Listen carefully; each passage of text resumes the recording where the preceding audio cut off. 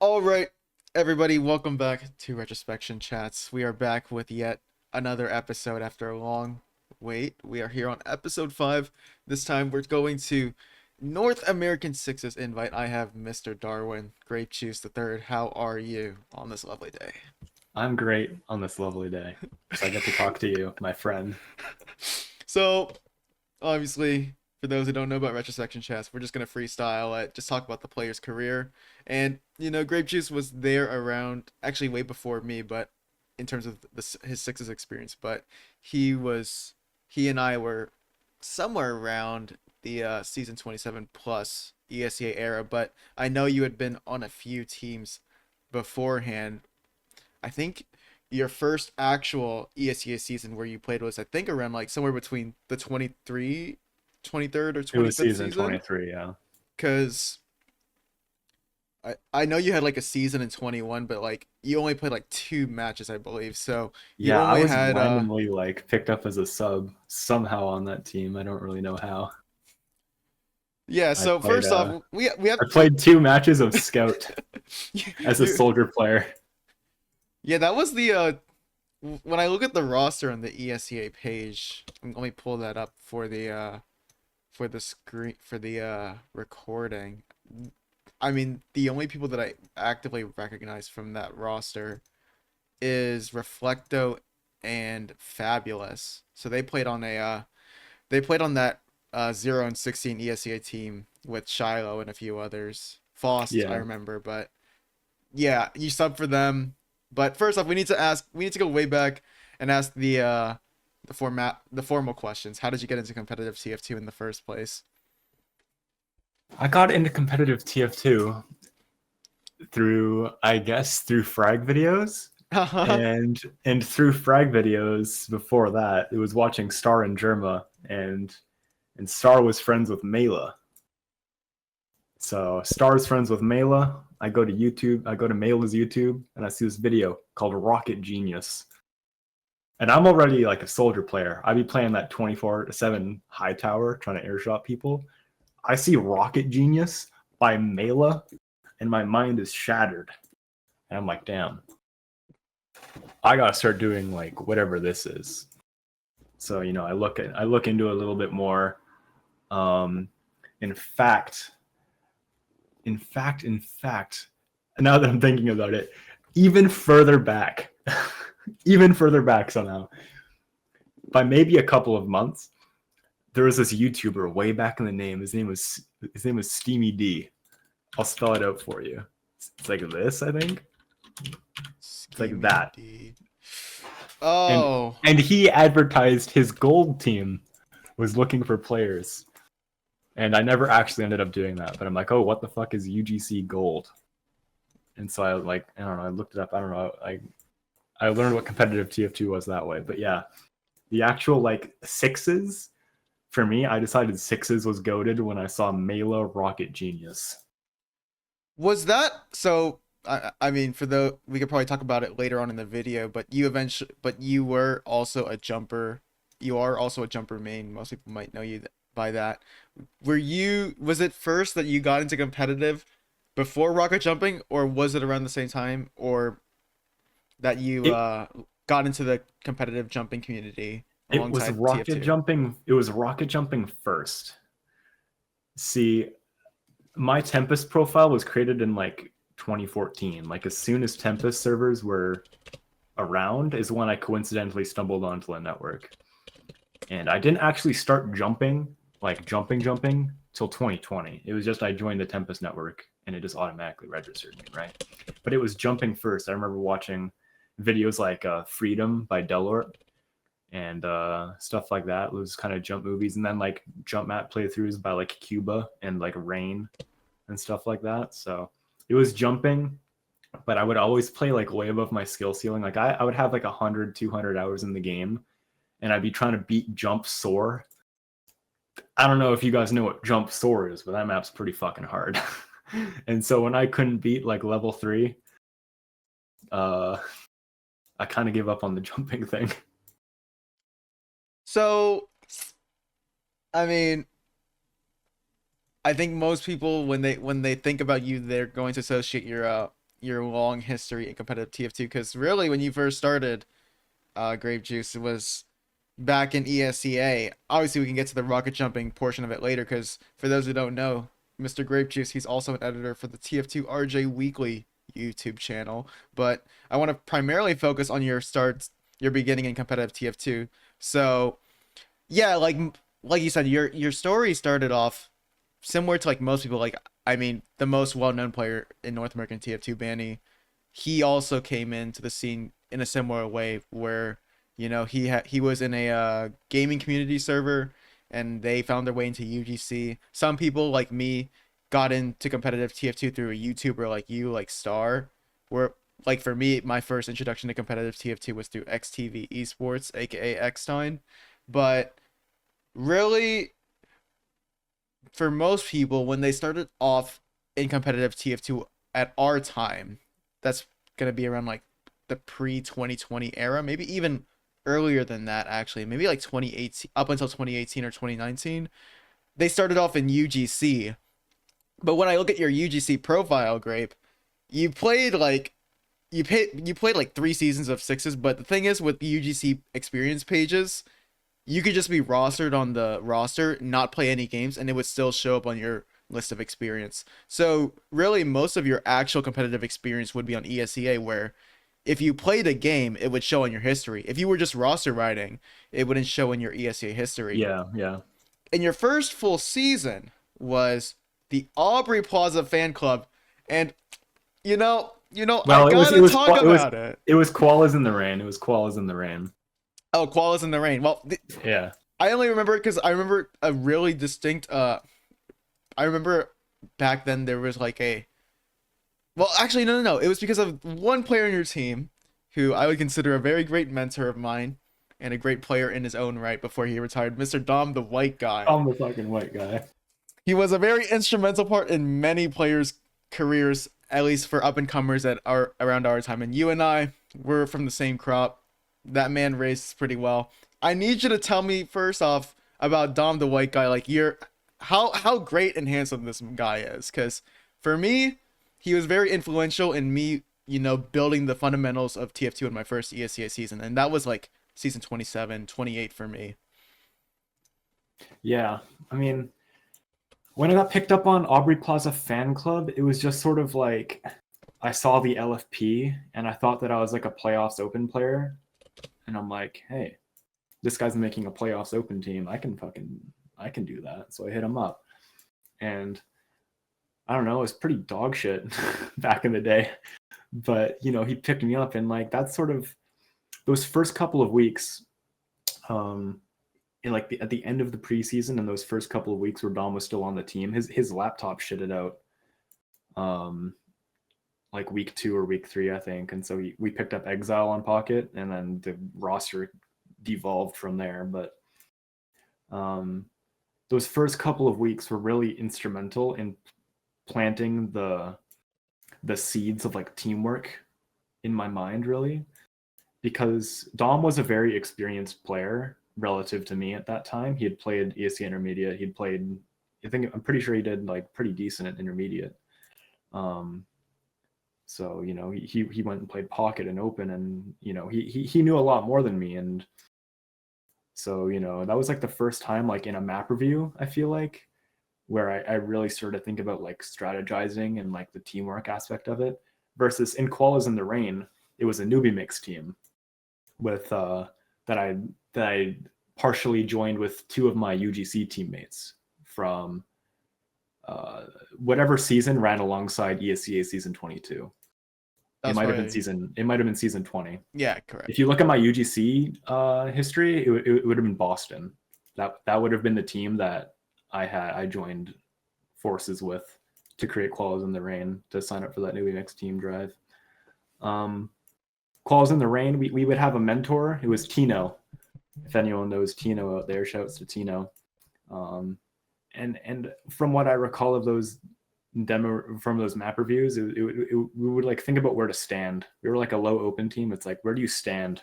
Where do you set up the hold? And then what's like the basic door you push through? That because you're an open team, you push through every single push no matter what. And if you pick a different doorway, you probably pick the wrong doorway. Unfortunately, in season 23, like I didn't really use Tino as a resource very much. Ended up not really improving. So how on earth I decided that I was a playoffs open player in season 25 is beyond me. That's the joy of being like a 16-year-old, I guess, is you think you're better than you are. And we'd be doing like the first week of season 25 was process week. I remember this pretty vividly, and I remember going over strategies for like pushing into second against a sniper. I remember Dom saying like if they have a sniper on their bats, like Grape Juice is gonna high bomb through choke and land on that sniper and kill him. Right? And I'm like, oh my god, I'm like a working piece of a unit. Oh my god, this is fucking sick. Like, and like Fig was on that team. Like Ambrune, Okay. Phantom was on that team. Phantom was a very like a new seed as well. Phantom was trying out for different teams that preseason as well. So I'd played at tryouts with Phantom for different teams. It might have been for season 24 actually, but whatever. I'd played tryouts with Phantom previously, and we ended up on this team together, which is quite a coincidence. And yeah, so there are like some decent players on that team. Like Ambrune and Fig were probably like the driving forces of that team. So I had like good teammates who all wanted to like do good, and it really like motivated me to like be better. Yeah, and when I think about all those names, all of them have played in ESEA or RGL Invite respectively at one point. I'm thinking Omni5 for Fig and Phantom. I'm thinking Happy Boy Esports maybe for Ambrune played with the Rad team. RAD. What was their Oh, team he played name? with Omni5, Radical. Omni5. Omni5, but yeah, like what was that? What was the other team name of that? Was Uh it just Rad Esports? I think it was rad. It was just rad because It might have that just was been like Rad. you're thinking like season like 26 or 20 That would have been 27, and season that's like when they get 30. picked up. Yeah, I don't know. Because I remember that's the same roster, or at least the core of that roster gets picked up by Omni5 eventually, if I'm correct. My memory doesn't Well, serve me correctly. it was all the same like circle jerk essentially. Like Rad and Omni5 were like very similar. It's the same as like I don't know, like G6 and Witness Gaming, like that like group, like they're the G6 Witness guys. You know what I mean? No, no, no. I get Like that. the Rad and Omni5, like they're the Rad and Omni5 guys. Anyways, I mean, yeah. When I just think about that roster, I'm thinking of players like N3, Fig, Phantom, uh, uh, Haze, Goku, Hayes. Who was unskilled? Was Sin unskilled? unskilled is Cinnamon, yes. Yeah. Okay. Okay. Yeah. Like I'm thinking about all those players, but I don't remember which of them eventually ended up playing an invite because I think Ghostak also joined Omni5 during that invite run. But like I said, my memory is really hazy of that time.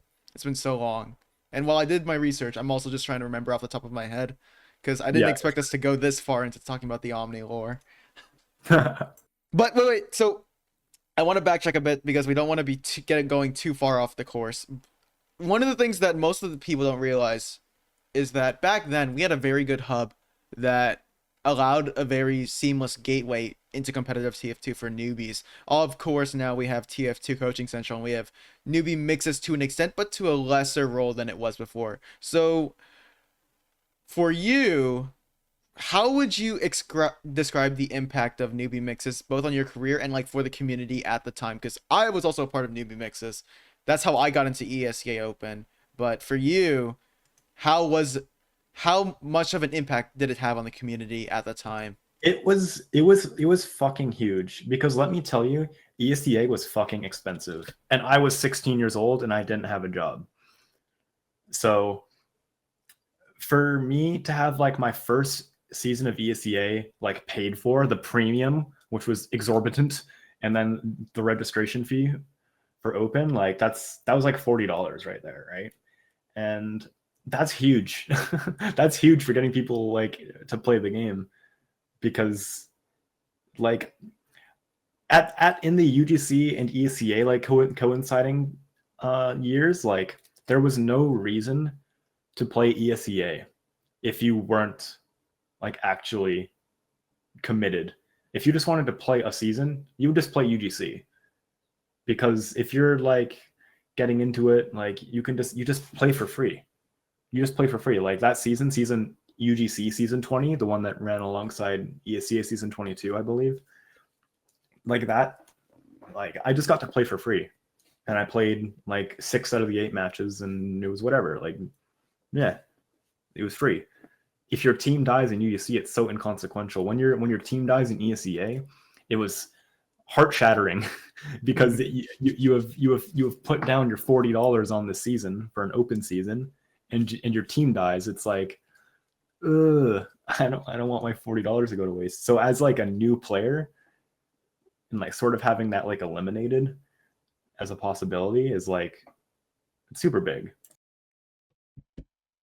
No, that's actually good, and that also like this describes, really the hands-off approach that ESCA had towards its TF2 league. Because for those who don't have the prior context, when we had ESCA, we had Killing as an admin, and he pretty much manhandled the entire division alongside eventually down the road Try, who played for Chess Club and a few other invite teams.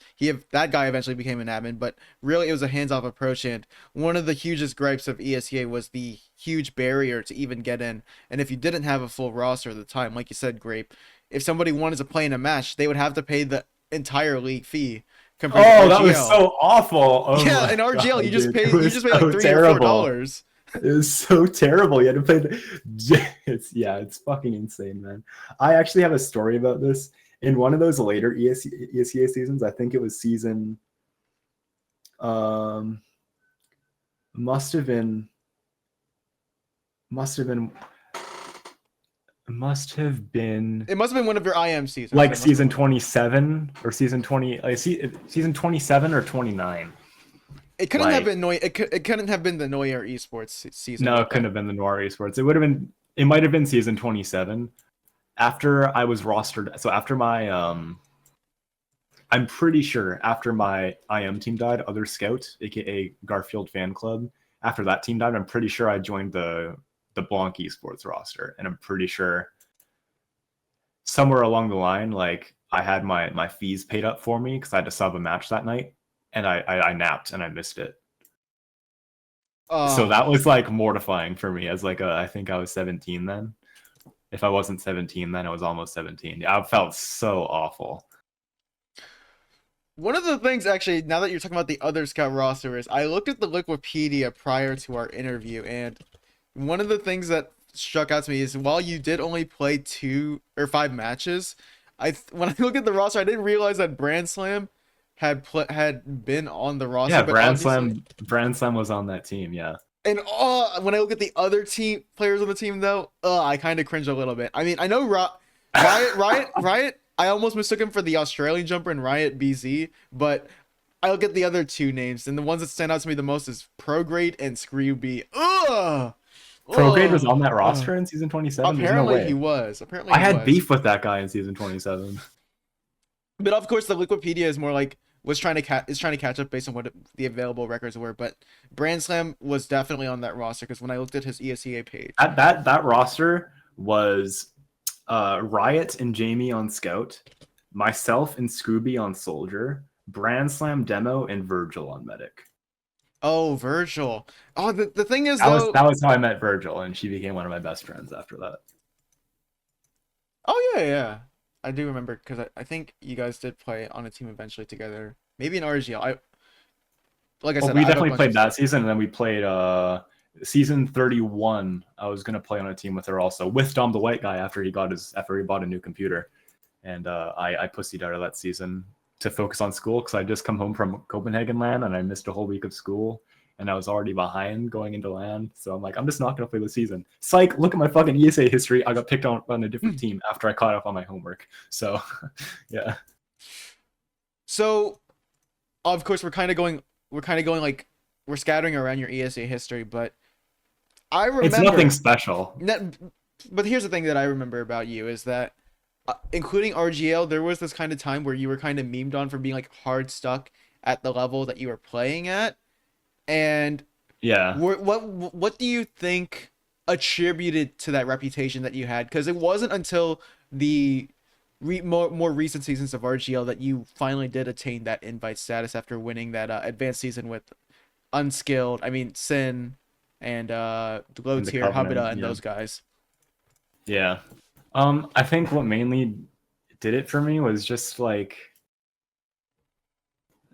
I just I didn't think I had a roamer syndrome. I've coined this as roamer syndrome. I've never heard it like really talked about, but there's this like when you're playing roamer, you're playing the guy who haha drops 30 deaths, haha bomb for medic, get nothing, haha scout class is better, haha like there's a point where that's like a bit of a joke, and it's like a there's every joke has a bit of truth to it, but there's only a little bit of truth to it, and I decided that there was a lot of truth to it, and so I would there was a lot of copium for me about how if I was just it just wasn't my fault because I'm the roamer player. What am I supposed to do? I'm just the roamer. You know what I mean? Like that really held me back all throughout those ESEA seasons, even into the very early RGL seasons. Like RGL season 1 is like the last time that I had that mentality. RGL season 1 was when I finally abandoned the haha I'm roamer. The I can't I can't have a big impact on the game. And so those very early RGL seasons, despite my rapid improvement, was sort of discounted because I was grape juice. And was that deserved? Yeah, I mean, I was kind of a stupid kid who just hit air shots and screamed into his mic when he hit an air shot. And then when someone Hmm. told me that it was my fault, it was like, I don't know, dude, I'm the roamer. I don't know what you want me to do. Like, I did my best. I don't know. I'm just the roamer.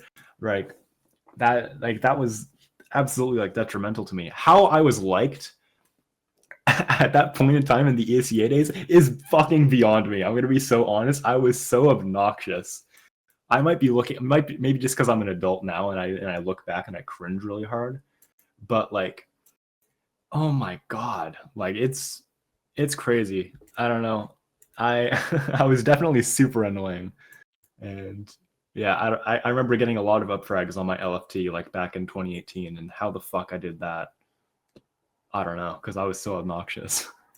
So really, you kind of were in this drunken stupor of how to approach the game, in essence. But one of the things that I feel like we could talk about from your ESK days is the time that you actually did play a full season with Noir Esports, and that was with the roster with, oh my gosh, they had a bunch of players, but obviously the one that everybody would associate that team name with is Terry, and then you also had players like Crazian.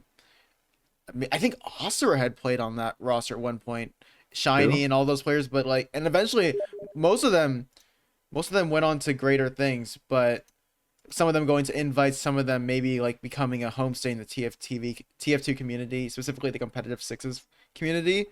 But when was that first realization, that like having played on an ESEA team was did you feel like you kind of like broke a barrier in terms of like your skill level? Like was there a time where it felt like you broke through your skill ceiling that maybe you put on yourself or maybe others put on you and that you let that perception get to yourself? Was there any impact that maybe this noir season had on you? That was season 27 for reference. So In season 28 was that North season. oh, season 28, sorry. Yeah, no worries. I just that season was like a better season 25, a better version of Aubrey Falls a Fan Club, because Terry and like Crazian and like Maccabeus, like those three players had played on teams prior with their like friends, and they had like stayed together, so they like also knew what teamwork was. And we had Shiny didn't want to play that season. We were going to play intermediate, but Shiny didn't want to play. So then Maccabeus was like, I don't want to play intermediate without Shiny. So we played open. I really want to play intermediate. I think Terry also really wanted to play intermediate, but we ended up just saying, whatever, we can go try and win open. Fine with us. Um, I had played previously with both Jamie, I played with in season 26 and 27. So I got her onto that team in season 28. And then I think we had someone else on scout, but we ended up doing another scout. So I got Shining Star as well. So the final roster of that season was Shining Star, Jamie, myself, Crazian, Macabus, Terry, Jamie. with Golly Wobbler filling in. Oh, While I know Terry, Gollywopper, but I don't remember who Jamie was. I know the other five though. Jamie, I honestly don't know how to describe Jamie. Jamie was just a pickup on one of those on season 26 on Asia Fortress, aka Peloponnesian Gang Warfare. Oh. I didn't know who she was, and I still don't really know who she was before that season. But all I know is I played with her season 26, 27, 28. She was my teammate for a full year, and yeah, she was one of my best friends. Okay. Well, back to the main topic. Back to the main topic. Anyways, You know. yeah. So really, you know, like really, I actually do want to talk about. Oh, the question was like, what was season 28? Was that a breakthrough? Yeah, was that like was that kind of like where you broke your ceiling, or was there like a different season? But I still want you to talk about season 28 because that's like the when you look at the amount of matches played, that was like the first one you actually played like more than 16 matches. That was the full season. The team didn't die. I wasn't on vacation. I didn't have anything keeping me out, etc., etc., etc. Also, I just want to say for these match counts on ESEA, if you got a forfeit win, it didn't count as a match. Correct. Played. So like Koalas in the Rain, like every team got a forfeit win. I'm pretty sure it got like a bye week, not a bye week, but a bye match. I think every team always got a bye match. That might be a total fib. No, that's correct. That's correct. But I'm pretty sure that's right. So like season 26, I probably played closer to like so you get the one by default, but then also teams died all the time. So like I think the matches played is a bit deceiving when it comes to like if a team lived or died just by looking at one person's history. But anyways, but yeah, that Noir season was like a better season 25, as I was saying. So like there were team Shining Star played with a Kun Platoon. That name doesn't fly anymore in RGL, but in ACA that team that CP was Kun Platoon. Oh yeah, that the season before I remember. And those guys had played together a whole bunch as well. And so I had a lot of teammates on this team that also understood like teamwork. And so that was another like really big like experience for me because season 26 there was no teamwork. Season 25, like after Don the White Guy left, that was a mad scramble to just get players and play the matches. Season 27, don't trust a 16-year-old Grape Juice with leading a team. Worst mistake of all 5 players who ever played with me of their lives. Was that the one where you played with Danny Hollow and a few and like Rick Hurst? I never played with, but okay. I was a newbie mix coach. Okay. 27 was that intermediate season where I played with Brand Slam, Virgil, Scrooby, etc. Anyways, season 28, like that was so much fun. That was a really like fun season because we were like winning matches and it's like we're gonna win the fucking division. Like we have a really good shot at winning the division. And then Black Swan picked up Ninjax, Ether, and Jaehyun Pei before open playoffs. And they all played like their mains. So we didn't get first. We got 5th. I can cope and maul about that all I want, but well, there's a thing though. In retrospect, it doesn't really matter because I am where I am now. But that was such a fucking buzzkill for me that summer. Well, that's the thing about that RGL kind of does better than ESEA is. Yeah, yes, maybe the admins do have a more hands-on approach, but in ESEA it was essentially the Wild West. If you were in open, you could be playing against a John Milter stack of players like Mr. Popo, Kobe, freaking N3, or you could face like the Black Swan, or like there would be like a Mal or a returning team of ESEA IM players to just win open outright. And I mean, yeah, in an ideal world where maybe we had where the admins cared a little more, but just were completely understaffed, I think there is a reality where you win the division because you think of the players on that team like Macabus, Terry, Shining Star, all of them are essentially team players, and Shining Star would actually go a little further than that and become like a star player on Cat Posse in RGL. But like that roster on paper, in my opinion, would win open at least. That was a pretty strong open team. Like we were pretty much undefeated. Who did you lose to in the quarterfinals? Was it Black Swan? I think we lost to Black Swan, and that eliminated us. Yeah. Okay, I was gonna say because we also lost to Black Swan in regular season. And we lost to the Highlander team because HL Pugs, probably HL because Pugs. It was HL Pugs, yeah. It was not a very good performance. That HL Pugs roster was surprising. was I feel bad for saying this, but Golly Wobbler, you really dropped the ball when he was subbing for Terry.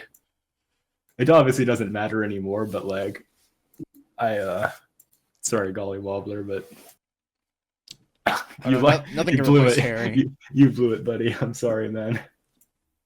And actually, I still talk to Terry to this day, even after all the backlash that he got from TF2. And honestly, I think that was very unwarranted. Somebody just wanted to do good content for the community and got fucked over for that. But Terry, in terms of skill, was not somebody that like would strike anything. Like he wasn't like a lol guy in terms He of his was a mechanics, real like but he was a real team he was player. a real underrated player. It felt like his mechanics were like deceptively good.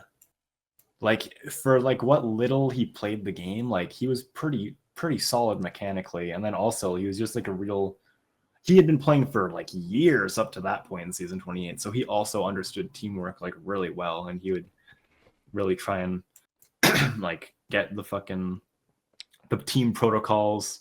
We had audibles. We would say a thing and it would mean something. Mango meant like stop fucking feeding. We're gonna build this Uber. We're gonna have stuff. Mango.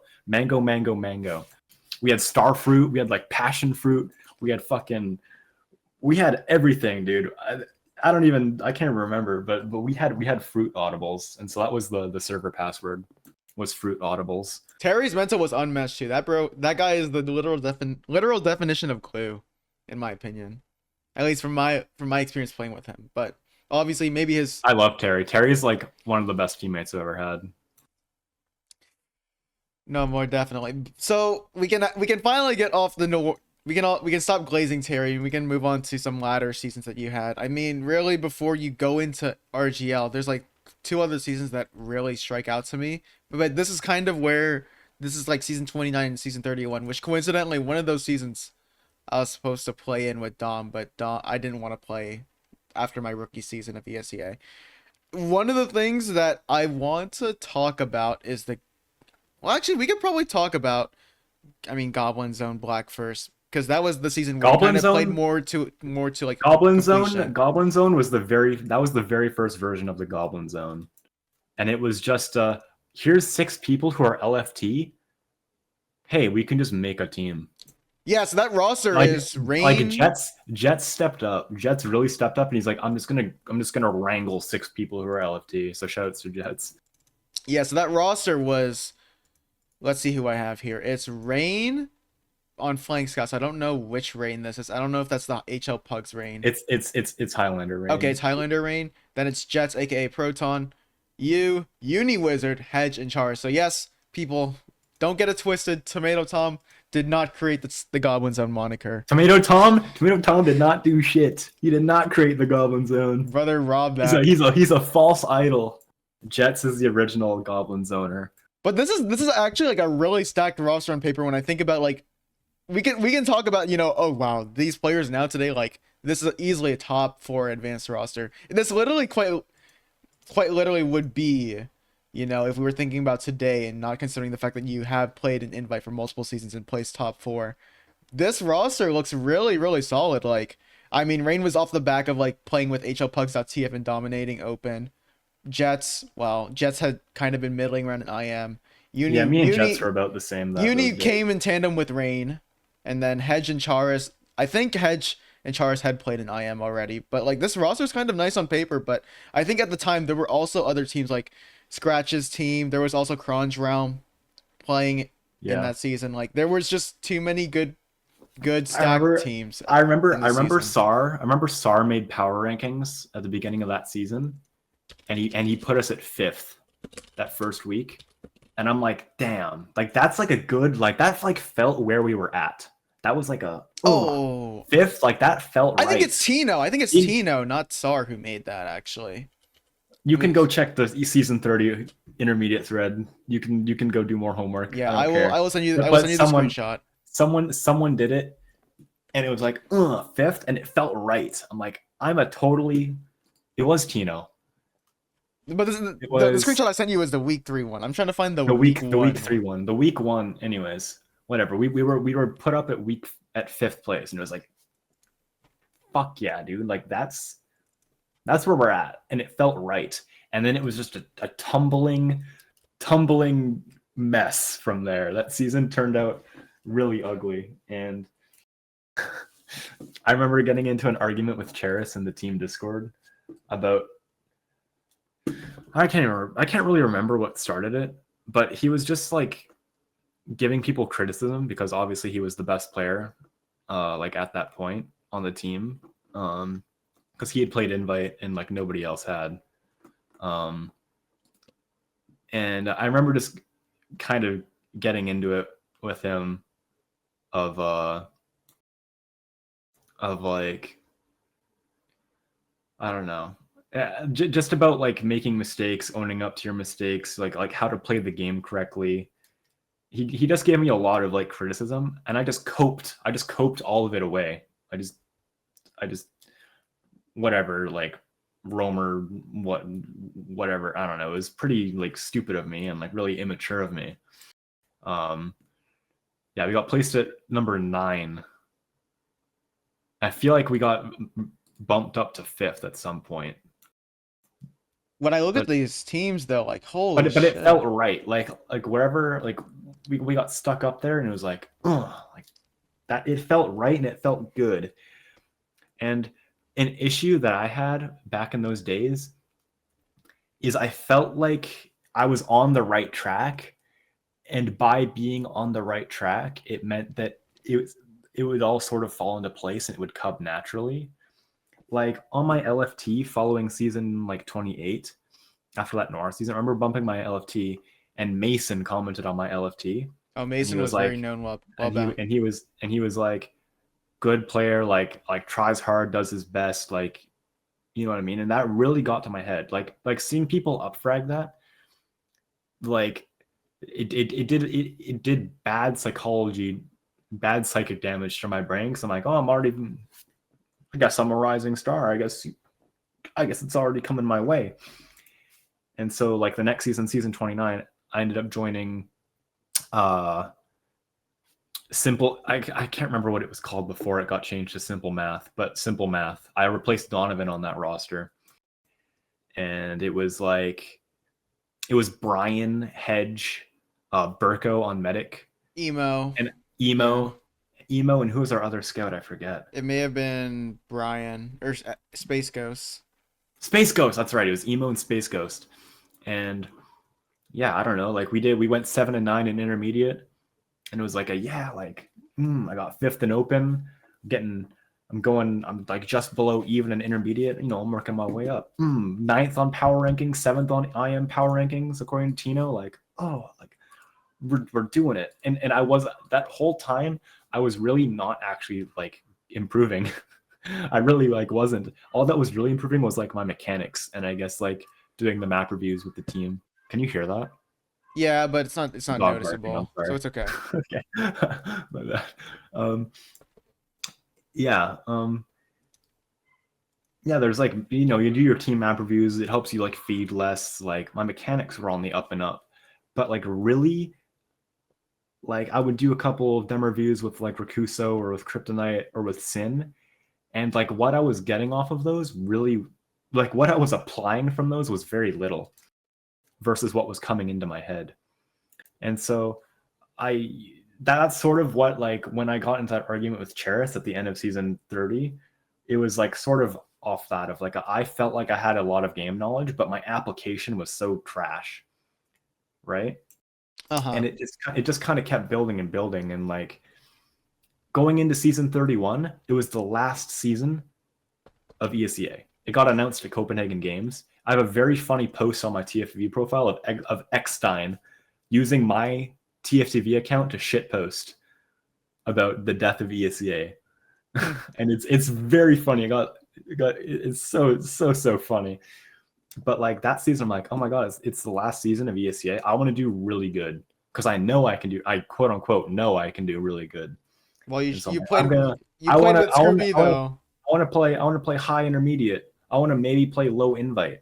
And I got so shit on for that. It was so deserved.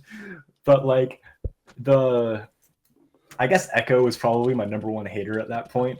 And he posted like, oh my god, like top intermediate, like total goat OMG or something around that time. Like, I don't know, like I was so like what I deserved and what I had earned, what I thought I deserved and what I had actually earned were two completely different things. And like, yeah, I don't know. I ended up not being able to really get a team, so I last minute threw together that Dom the White Guy team. It was gonna be like an off class team. It's gonna be like me and Virgil. No, it's gonna be me and Dom on scout. Virgil and someone else on medic. I forget who our demo was, and it was like either Zoomzy or Yari on medic, and I think we got Zoomzy. I remember, yeah, like That we got Zoomzy, but it was a choice between Zoomzy and Yari. Oh, our demo was this guy named Phoenix, I think. That's who Dom was trying to pick up. Shadow Phoenix. Yeah. Anyways, yeah, like I ended up, as I mentioned earlier, I came home from Copenhagen games and I was behind on homework, and I'm like, Dom, I'm sorry, I'm just not going to play this season. So they ended up, and then Dom's PC fried again, so they ended up scrambling and putting together whatever roster they made. I didn't play on that team, so I don't really know what it was, but I ended up joining. What a terrible team name. It definitely wasn't called this when I joined the team. Back in ESEA, you could change your team name like whatever, like whenever through the season. Correct. Like before rosters locked, you could change your team name, I'm pretty sure. And so it ended up becoming the Small Approachable Breasts, which, okay, that sure is one of the team names ever. And I played demo, and that was like a fun like ending to the season about halfway through. I played 9 of those matches, and it was pretty fun. I met Dumacorn. I That's the met goat. Ashley. I played again with Scrooby on that team. I met Chase Duck on that team. Who was our last player? That was you. What do you mean? You were the last player. Okay. Ashley, Bot Chase boy. Duck. I was bot boy. Bot Boy. I met Bot Boy on that team. Yeah, and yeah, that was just a fun like closing to the season. Like there was no expectations. I was pretty shit at Demo Man, and we played playoffs. We were like the 16th or 15th seed, instantly knocked out. GG. I played like half a season of Dome Man. It was like fun.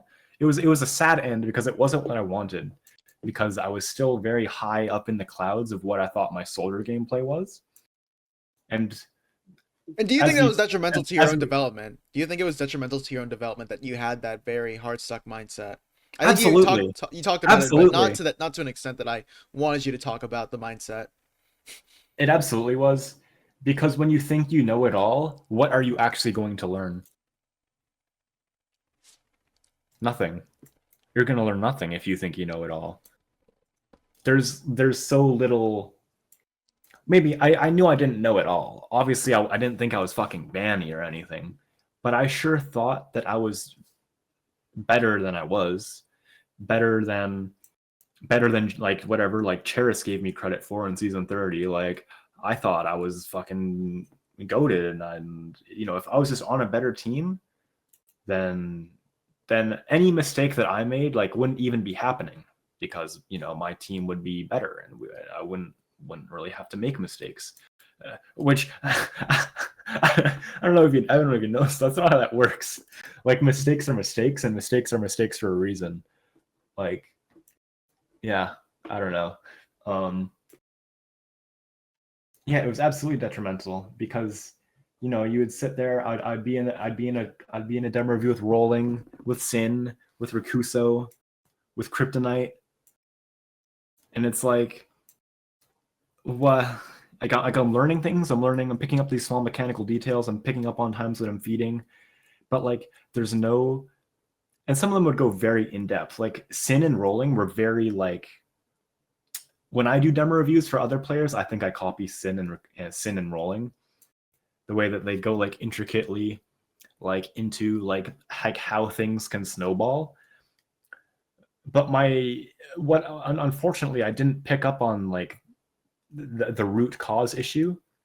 I would always think about how it would snowball, but not actually what caused me to feed or whatever.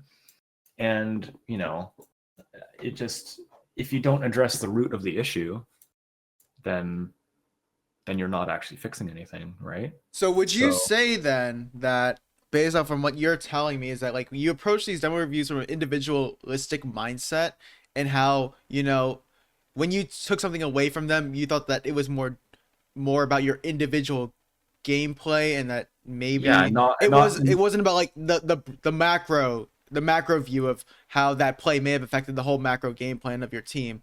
And really like when you would die stupidly, you would think, "Oh, really? I just made a stupid mistake, you know." I made a stupid mistake, but it's okay because I'm the roamer and I'm allowed to make stupid mistakes. That's my Right. job. It's my job to make stupid mistakes, right? Like there was no like I remember in season 26, I remember it being early in the school year. So it must have been season 26. Roland gave me like a really harsh demo review. It was on his stream and he was in a call with another player. And he was just telling me that I was making really stupid mistakes. And so like that harshness of making stupid mistakes and like that he knew that I was like capable of more, it felt good because oh my god, Rolling thinks I'm capable of big things. Yay. But then there's like the like I'm making stupid mistakes, but he's You're not understanding how it impacts the team. I don't understand. Yeah, exactly. Like, I'm not thinking about how that impacts my team. I'm thinking about how it impacts me as a player. And so it's called guys. I don't know if it's called Team Fortress 2, right? Team Fortress, like you're on a team. Like there's six of you. You got or nine of you or seven of you. There's six. I'm a sixes player. I'm a sixes elitist. All right. There's six of us. We need to work as a team to do a thing, right? Like Well, like also, I mean, like one thing that I also want to take away from this is like the meta was really different back then because you remember, roamers were more dispensable than they were in this current meta that we have now. Because you remember, like I it think was so, more especially at the predominant. lower level that I played at. I think yeah, but but that doesn't it doesn't really change much. Like because when you say the roamer was more dispensable, what that really means is back in those days with like a 10-minute round timer is the safe play is just to one man your soldier. And Right. those aren't like just one manning a soldier isn't a stupid mistake. I would make like dumb feeds. I'd go for low percentage plays on a medic. I'd go for plays on a medic where like it's inconsequential because their team's going to push anyway. I'd go for plays on a medic where they could just be capping last. Like, you know what I mean? Like I'm like it's those things where if you're making those kinds of mistakes at a low level, it's a slap on the wrist. Do better next time. When you're trying to improve, when you're trying to be the best, if you're shooting at medics who aren't close to Uber in a last hold, it's devastating. It's so like that's how you lose. That's how you lose is by shooting medics but who don't have Uber or whatever. Like there's no advantage to be gained when he's surrounded by his whole posse of 5 other players. Like those kinds of mistakes are stupid and bad.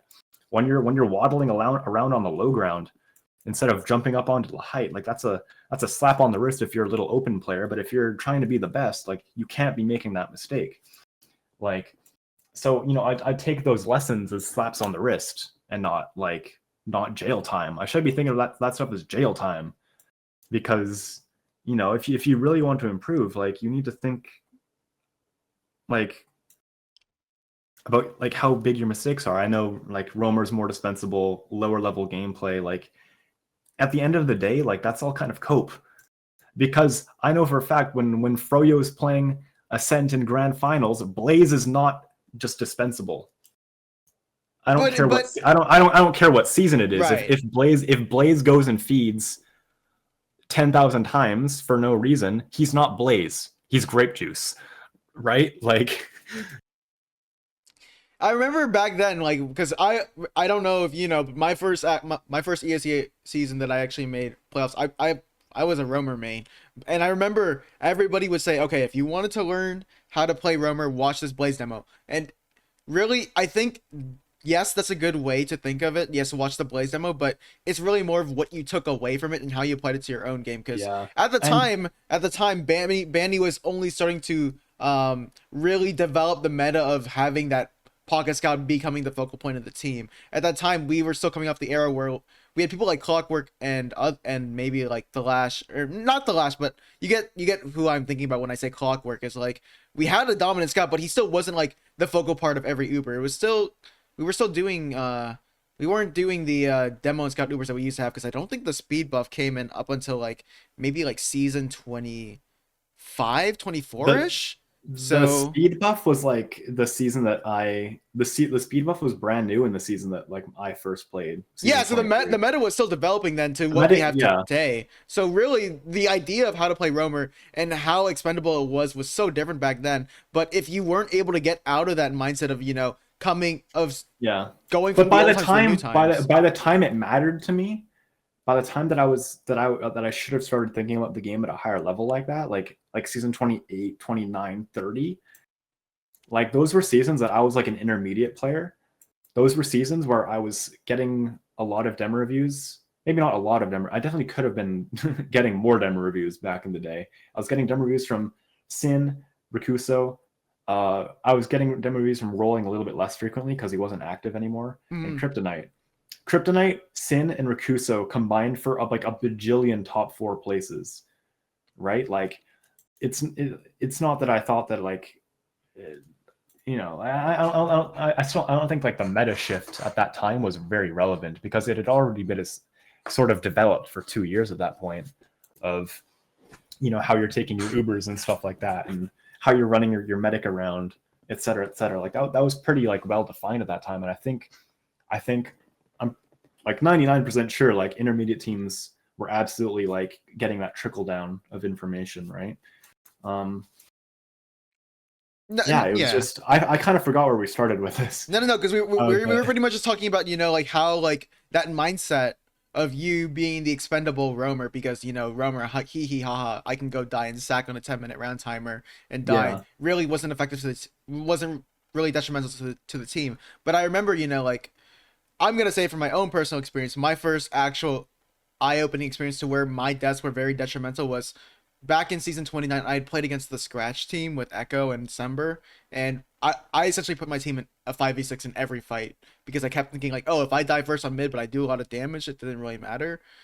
yeah, Yeah, I think yeah. it Like was really hard to newsflash, get out of that like mindset. It was really hard to get out of that feed yeah, stat. like if I die first on mid, but I do a lot of damage, it's okay. Newsflash, buddy, the medic exists. And the thing is So that like, like it's ingrained into your head that, okay, if I go for the medic and I get the kill, great, but I'm leaving my team at a fragging class disadvantage despite not having heals. And if my team isn't in a position to turtle up, they're more likely yeah, going to wipe to the remaining 5 classes that are not and the like medic. what's like let's be real here, like what's the odds that you kill the medic when you're just solo bombing him?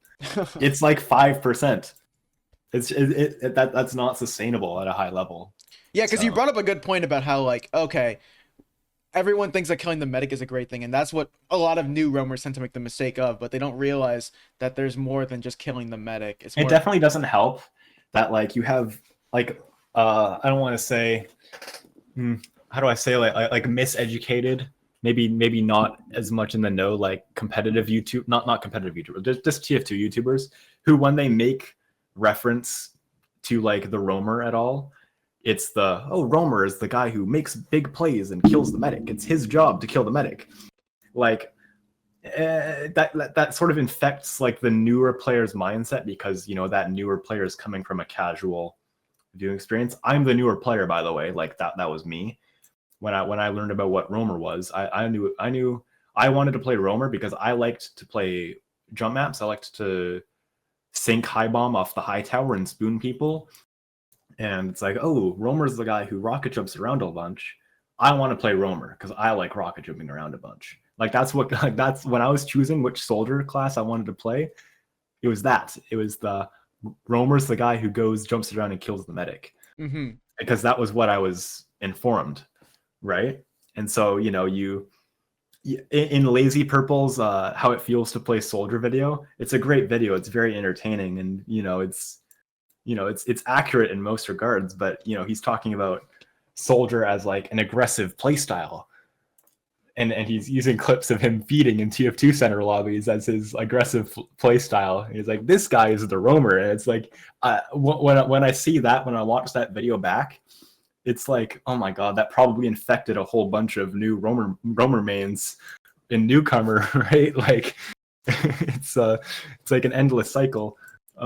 Not to like diss YouTubers who are like making nudges towards the competitive scene and like, you know, making it known as an option of playing the game, but it's like, you know, when I was that player, when I was 14 years old getting started on TF2 center lobbies, like, I know what I was doing, bro. I was adding up. I would get in that server and I just bomb the medic. Like, yeah, I don't know, dude. That's valid. It's that newbie roamer mentality. I don't know. So let's Also frag videos. Frag videos are such yeah. a fucking disease, dude. Like, I'm so like, this is my fault also. I'm peddling the Well, everyone watched the disease that is Shadowburn frag video. videos. Everyone watched the Shadowburn video back And when it's he like, was oh still my active. god, he hit a spoon. Oh my god, he hit an air shot. Like, this is what Soldier is. Soldier is hitting air shots. It's no, it's not, dude. Anyways, I feel like we've beat this horse to death now. Yeah, we have. So we'll have to move on to your RGL experience, because I think this is obviously everybody knows this is where you finally broke through, but it wouldn't be until like season 9 or 10ish. So one of the things we should start off of is, I think the most fun that you've ever had in a season was actually playing on that Just Meatball team. I only know because I was literally on the team that won the division, but I remember you saying that you had a lot of fun It was a lot of playing fun. with these players. I think you played with Scarves, Meatball. Well, I mean, literally the team name There was was Meatball. like seven players. We had a little bit of a rotation. Yeah, there was It like was, there was Bot Boy. There was this yeah, guy I named remember Fillionaire. I don't know who Fillionaire is, but Fillionaire. oh, Is that actually, just- is that just Azion, Yeah. Azion. Yeah, it was me and Scarfs on Scout, Bot Boy and Caboose on Soldier, Caboose. Azion on Demo, and Air on Medic. And Air stepped away, and we got Messiah on Medic.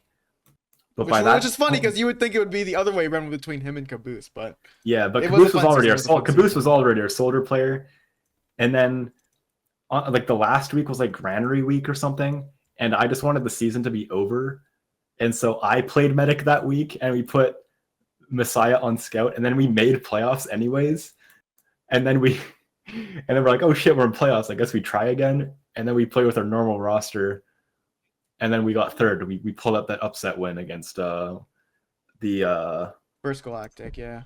Yeah. So that was a super fun season. And you almost beat the second seed team, because I remember you played that semifinals and you lost each game by a map, or by a round, I mean. Yeah. Which is crazy enough given your team, but I mean, given the experience, it should not. That was a really, so if we're gonna keep snowballing like the process of me like actually learning how to play the game, like if we're getting to my my RGL history now, like Sure. Season 1, the bag. First mistake, playing with Fig again. Never play. Okay, So I love Fig. Fig, I love Fig. I love Fig, right? First mistake. Volatile player on a team, though. First mistake, playing on a Fig team. I'm sorry, Fig. I love you. I promise. No, it's relatable. Second mistake, picking up like a whole bunch of just random like players. Like, I don't know. Like, you look back and it felt like this would be like a good roster, and you know, like Apt was a good scout. Apt like played a season of Invite, was like a high intermediate mainstay in the ESEA days. Key Lime I played on a team with before. Yeah, he was really funny and just hit crazy pipes, and was also just like a solid DM player. XBS had played Invite Medic, wanted to play Scout. Scream was a pretty good Scout player. Antecedent was a pretty good demo. Shining Star, good Scout. Virgil, good Medic. And like you were listening to me read these names out, like all of like pause. Like, how many names did I just read out? That's like 8 or 9 players. Mm-hmm. I wonder if there was some roster instability here, right? Like, kind of weird because all of these players seem chill, so I don't know. It just is one of those seasons where you just, all right, here's how good we can be. Like, look at how good our team is on paper, and then your team on paper your team like in the server is not what it is on paper, and it's like, ugh, like the season turns into a slog. People are tilted, and there's just a point where it's like the team's dead. The team's dead. The bag died like week Week, 5. yeah. Well, Week here's the thing. 5. Don't play on a Team's team with dead. Fig. Lesson learned. Well, no, like Just kidding. Just kidding. Just kidding. like Fig. It's weird because you also lost that team with Meatball and Demo. So yeah, we lost a team with Meatball on demo. Like that's devastating. I love Meatball, but Meatball's definitely like Meatball's like a scout and soldier player. So, Randy and the anyways, Ranger Rats. I remember like that team. like that season 1 was a real like for me coming out of the ECA days. I had really like learned. I had reflected on my like argument with Cheris. I had reflected on like where I stood as a player in season 1.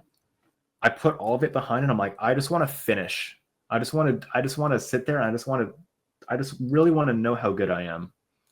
I just want to play the season and really just see how I stack up.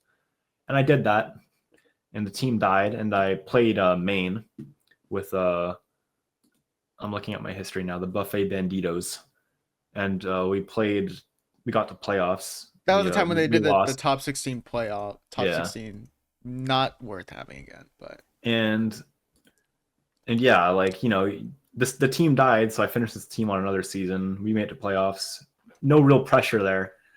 But in season 2, I passed up the opportunity. I made the fatal mistake of passing up on the opportunity to play with Virgil, Walrex, Antecedent, and whoever they got. It probably was like Negasora on Scout.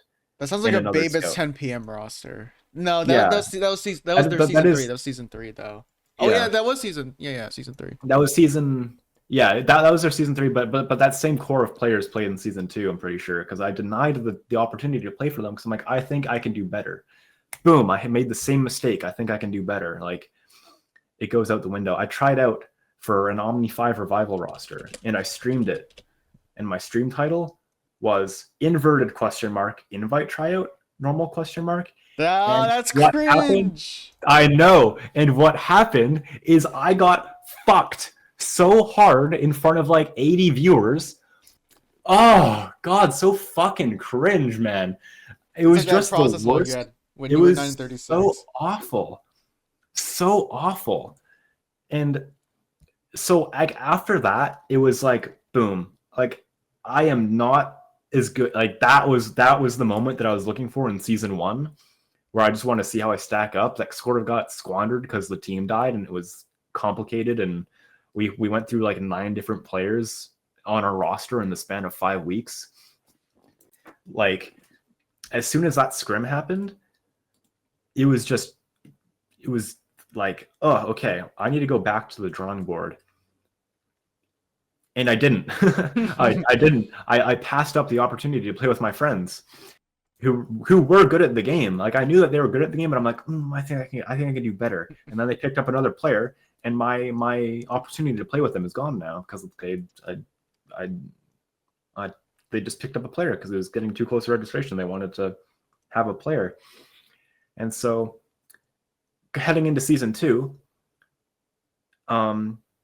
Air had added me at the end-ish of season 1, and Air, every time he was in the server with me in the ESEA days, would shit talk me relentlessly because he thought I was dumb and annoying and stupid, which Air is a questionable personality in his own right. Which funnily enough, I was dumb and stupid and annoying. So, he apologized to me because I was just a kid back then. Like he gave me an apology, and I'm like, word, I kind of don't care, but like, thank you for the apology. Season 2 is starting to wrap up its registration, and it's like, hey man, I know we're still probably not on good terms, but do you want to make a team? Like, I just need a team. We can just play. Like, if you're teamless and you're like, whatever. And so he got all his friends, like Caboose, Meatball, Messiah. And I'm like, hey, I know I can get AZ on to play. And then And then Scarfs was LFT. Scarfs was coming back from not having played since ESEA season 13. And so it was like, oh, cool, let's fucking play. Let's just play. Let's just play. That was the season. It was just, I'm just gonna play. I'm gonna learn how to play Combo Scout. Because in season 31, I was supposed to play Combo Scout with that Dom the White Guy team that I was making with Virgil and Dom. And I left it, whatever.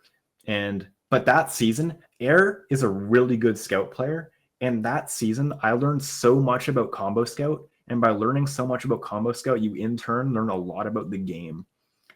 And so in season 2, when I learned what an exchange is, what actually happens in an Uber exchange and like how you're supposed to like do it, like as a roamer player, that like cracked the door wide open for me.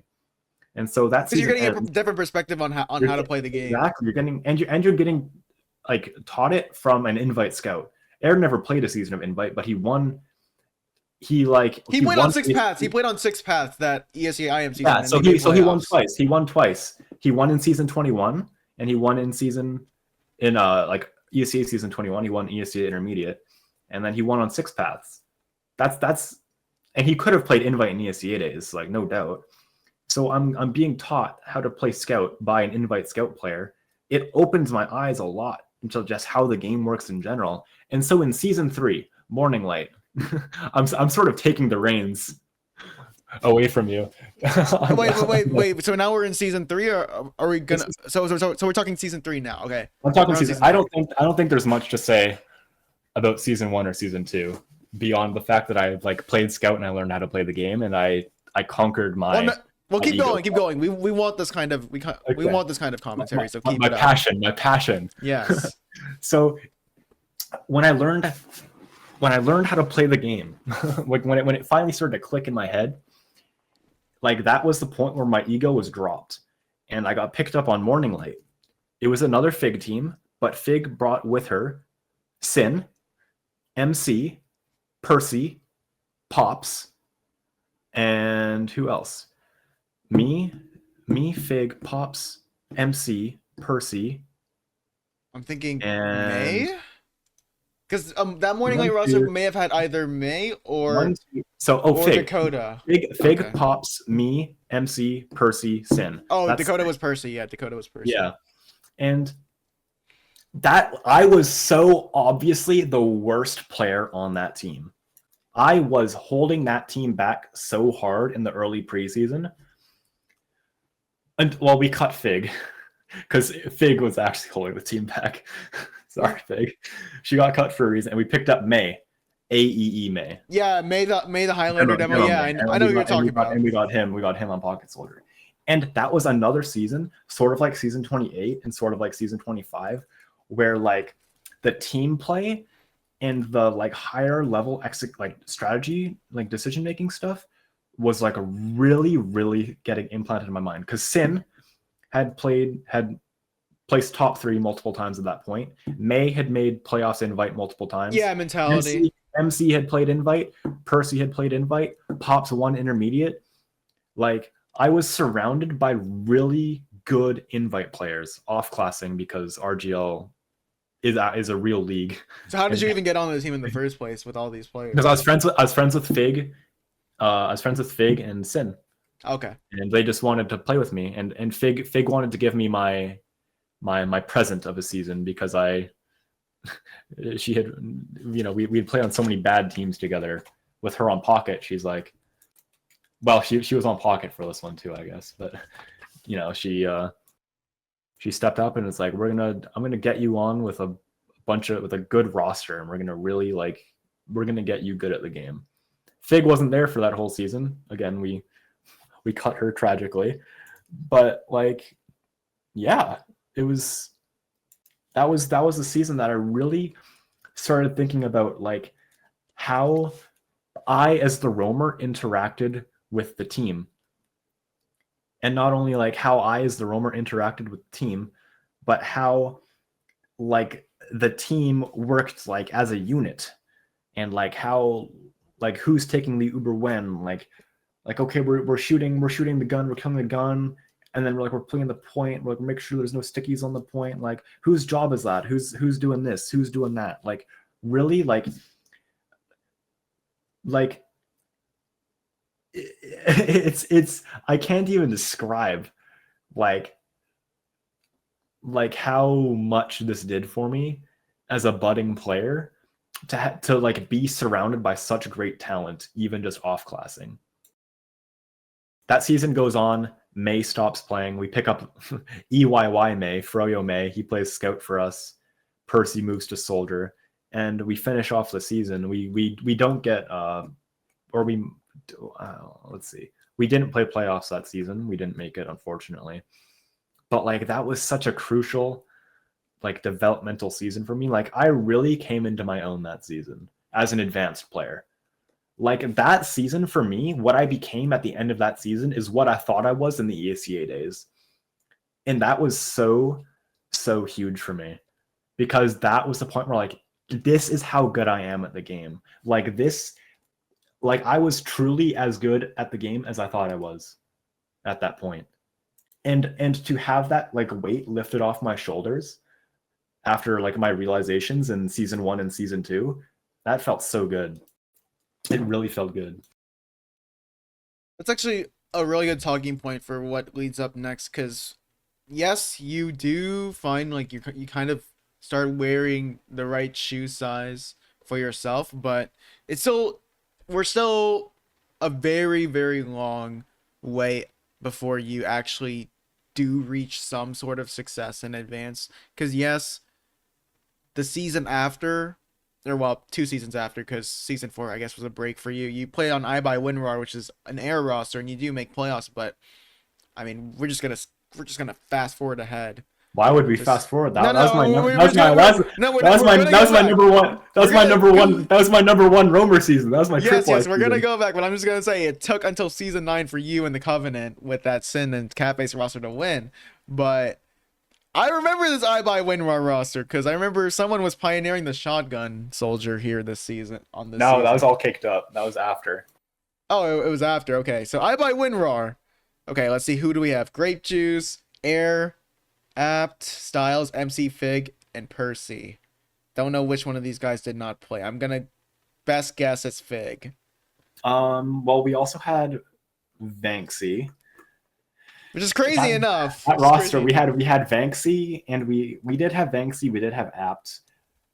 I hate how I led teams back in the day. It was really not very good. Well, leading a team is just asking to get your ass kicked, honestly. Yeah, I mean, I don't know. Like every team that I led, like back in those days, not even necessarily back in those days, like even up to season 8 of RGL, like I was cutting players. Like every season I was cutting players.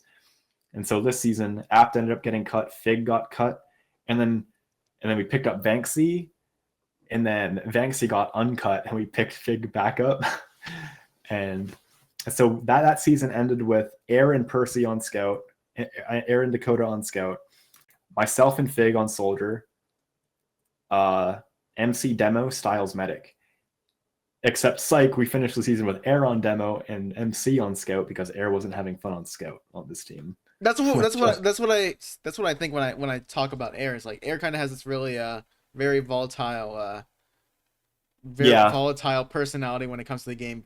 You know, you can't really expect the next move from him, and that kind of why he just wants to have fun. And if he's not having fun, like the reason we made that switch, like I think MC on Scout is worse than Air on Scout, and Air on Demo is worse than MC on Demo. But it's like, if you're not having fun, what's the point?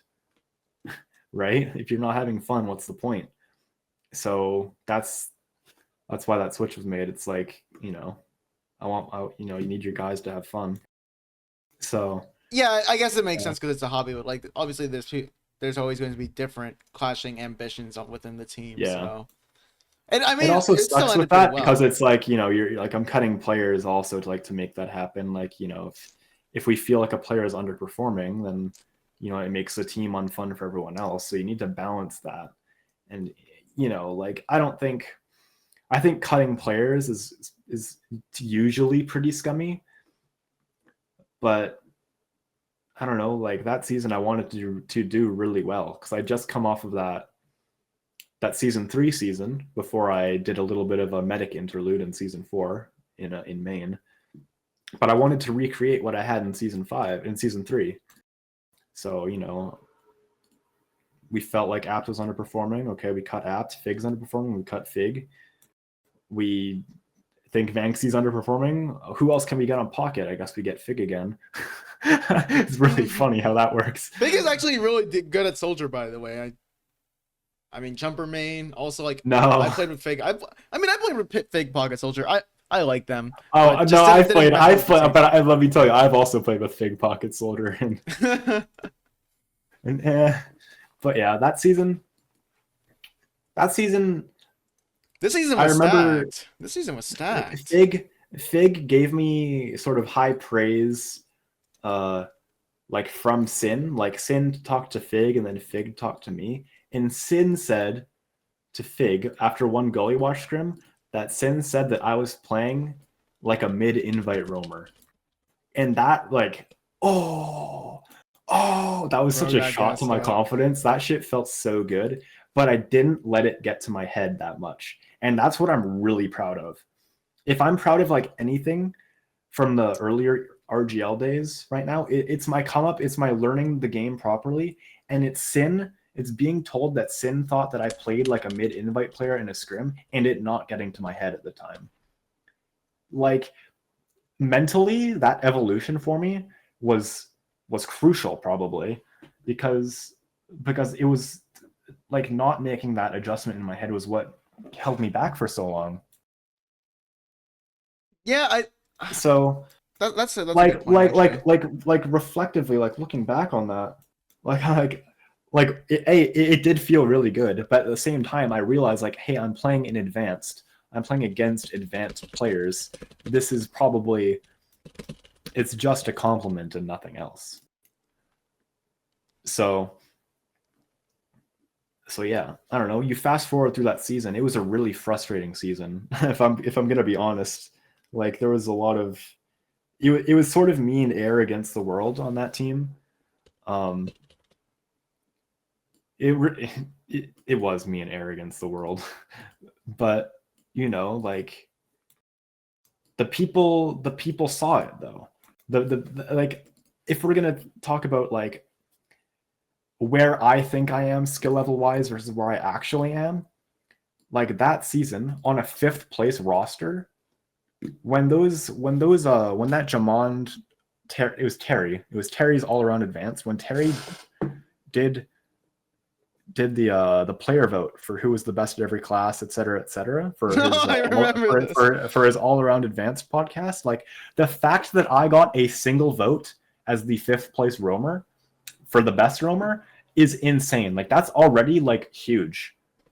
But I tied it with Toss, and I was pushed over the edge by Jamon. Like the fact that I like won that, or at least shared it with the person who actually won the division that season, I think that's really understated as like people recognizing me as good at the game at that point.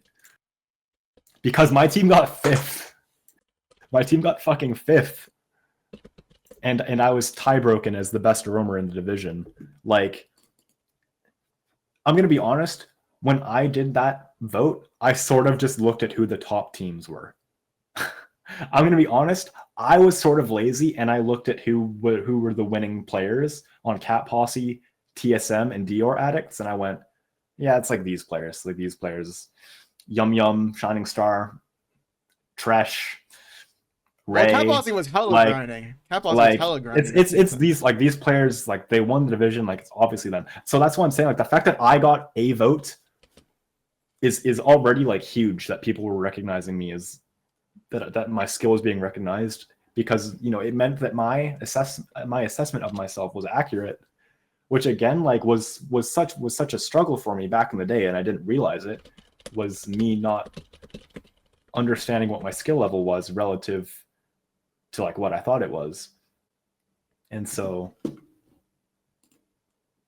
a good yeah. point. That's a good point because I think after that you kind of just found yourself middling on just a few teams, but like you know I guess season 5, I would say, like, maybe if you want to say season 3, season 5 is really where things kind of started to look up for you, because finally it felt like your long journey of stalemated progress or stalwarted progress was finally starting to kick back up again. Yeah, Because and then I mean, yeah, go on. sorry, you can No, finish no, no, here. no, No, no. I you mean, I was thinking about something, but then I just forgot. So okay.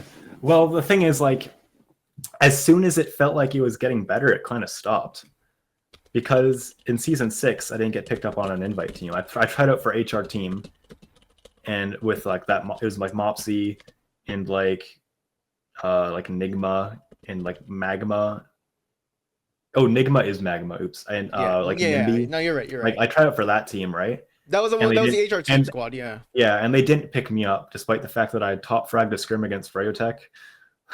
Cool, Well, they were cool, also a tight Mopsy. knit circle jerk because at that Cool, time you cool, Mopsy. Thank you for not picking me up on that team. That really made me not happy. I'm gonna be really honest. And so I couldn't get on a team because all that time I was like putting effort into trying to play my first invite season. So I wasn't really taking tryouts for advanced teams because I'm like, okay, I want to play for HR team because they're the invite team that's trying me out right now. And so I can't get on another team. So what do? I round up the boys. I round up the Just Meatball squad. Caboose, Air, Meatball, Azion, and we pick up Air's friend Rainy, the Highlander spy Rainy on Scout, old goat Rainy, and I'm like, we're gonna fucking play this advanced season with like half main players, half advanced or invite players, and I'm just gonna run the shotgun roamer, and we're just gonna play. It was literally identical to season 2. We're just gonna play. and it's not like you guys did bad either. You guys actually did very well for We yourselves. somehow went 7 and 9. This was the talk of the community back then, if I remember. Was it really? That's crazy. Yeah, because I remember like the fact that I was not even active that season, but I still knew the fact that you played roamer on Shotgun Pocket was still that says a lot, you know. That's news to me. That's news to me. I didn't realize it was that big of a deal. Well, to me it was at least. That being me, maybe not a good. So I mean, well, if someone knows about it, then I don't know. I guess it's all publicity is good publicity. And it's not like you guys did fall apart towards the latter end of the season, like because you know how RGS like you play well and then you start getting harder matchups by the end. But yeah, there's also and Air also just started running shotgun, not shortstop on Scout. It was sort of becoming like it went from let's play to let's just fucking play. It's just like 3 nights a week, just you show up, shoot the shit with the boys, and go home, right? And so following that, season 7, you're never gonna believe this. My RGL history doesn't show it, but I got picked up on an invite team in season 7. I think that wasn't the running with scissors roster. No, it was oh, it was a Doomicorn roster. It was a Doomicorn roster. No. I thought it was a Doomicorn no. Damn it was Estrogen took my homie. Or no, I'm getting it backwards slightly. I'm pretty sure it was a Doomicorn. I'm pretty sure it was a Doomicorn. It was in season 7. I was again on my invite grind, trying to get on invite teams. I'm not sure who I was trying out for, to be honest. It might have been trying out for Mopsy again because I don't know, Mopsy's always trying to make invite teams. But I ended up falling through. I made another friend team with like Virgil, and I wasn't having fun, so I left it in preseason. And I'm like, this season, I'm just going to focus on school. I'm going to take my time. It's going to be okay. And halfway through, I get picked up on Blanc Esports because I rang a night of scrims, and they wanted to cut Tyson, so they picked me up. Yeah. So I played the rest of that. I played the rest of that season on Blanc Esports. Reunited with my boy Terry. My boy Terry and my boy Crasian. But they were all hard stuck at the time. They had reached their ceiling though. That's but they were just boys being boys. That is true. Boys playing, right? So, and I'm just playing Scout again. So it's like, and you finish that season on Scout, right? And yeah, I don't know, like. Oh wait, you know what? Okay, you know what? But what I was thinking about with getting picked on the invite team, it was season 8 Estrogen took my homie. They had just played Invite in season 7, and they needed a roamer, and they picked me up, and then the team fucking died. So who else but me to be the one who's not in the circle jerk, to pick up the pieces and assemble like Xanda and Sleepy, and then pick up like random players to fill out a roster, because I really wanted to play that season. I really want to play Invite. Like, I really want to play Invite. Like, if we're talking about me like struggling to break into Invite, like, I don't know how unlucky I could get. If I'm being honest, because I got denied on 2 Mopsy teams after being voted the best roamer in Advanced. And then I got picked up on Estrogen took my homie, and then they die. It's like, I felt like the world had it out for me at that point, I'm gonna be honest.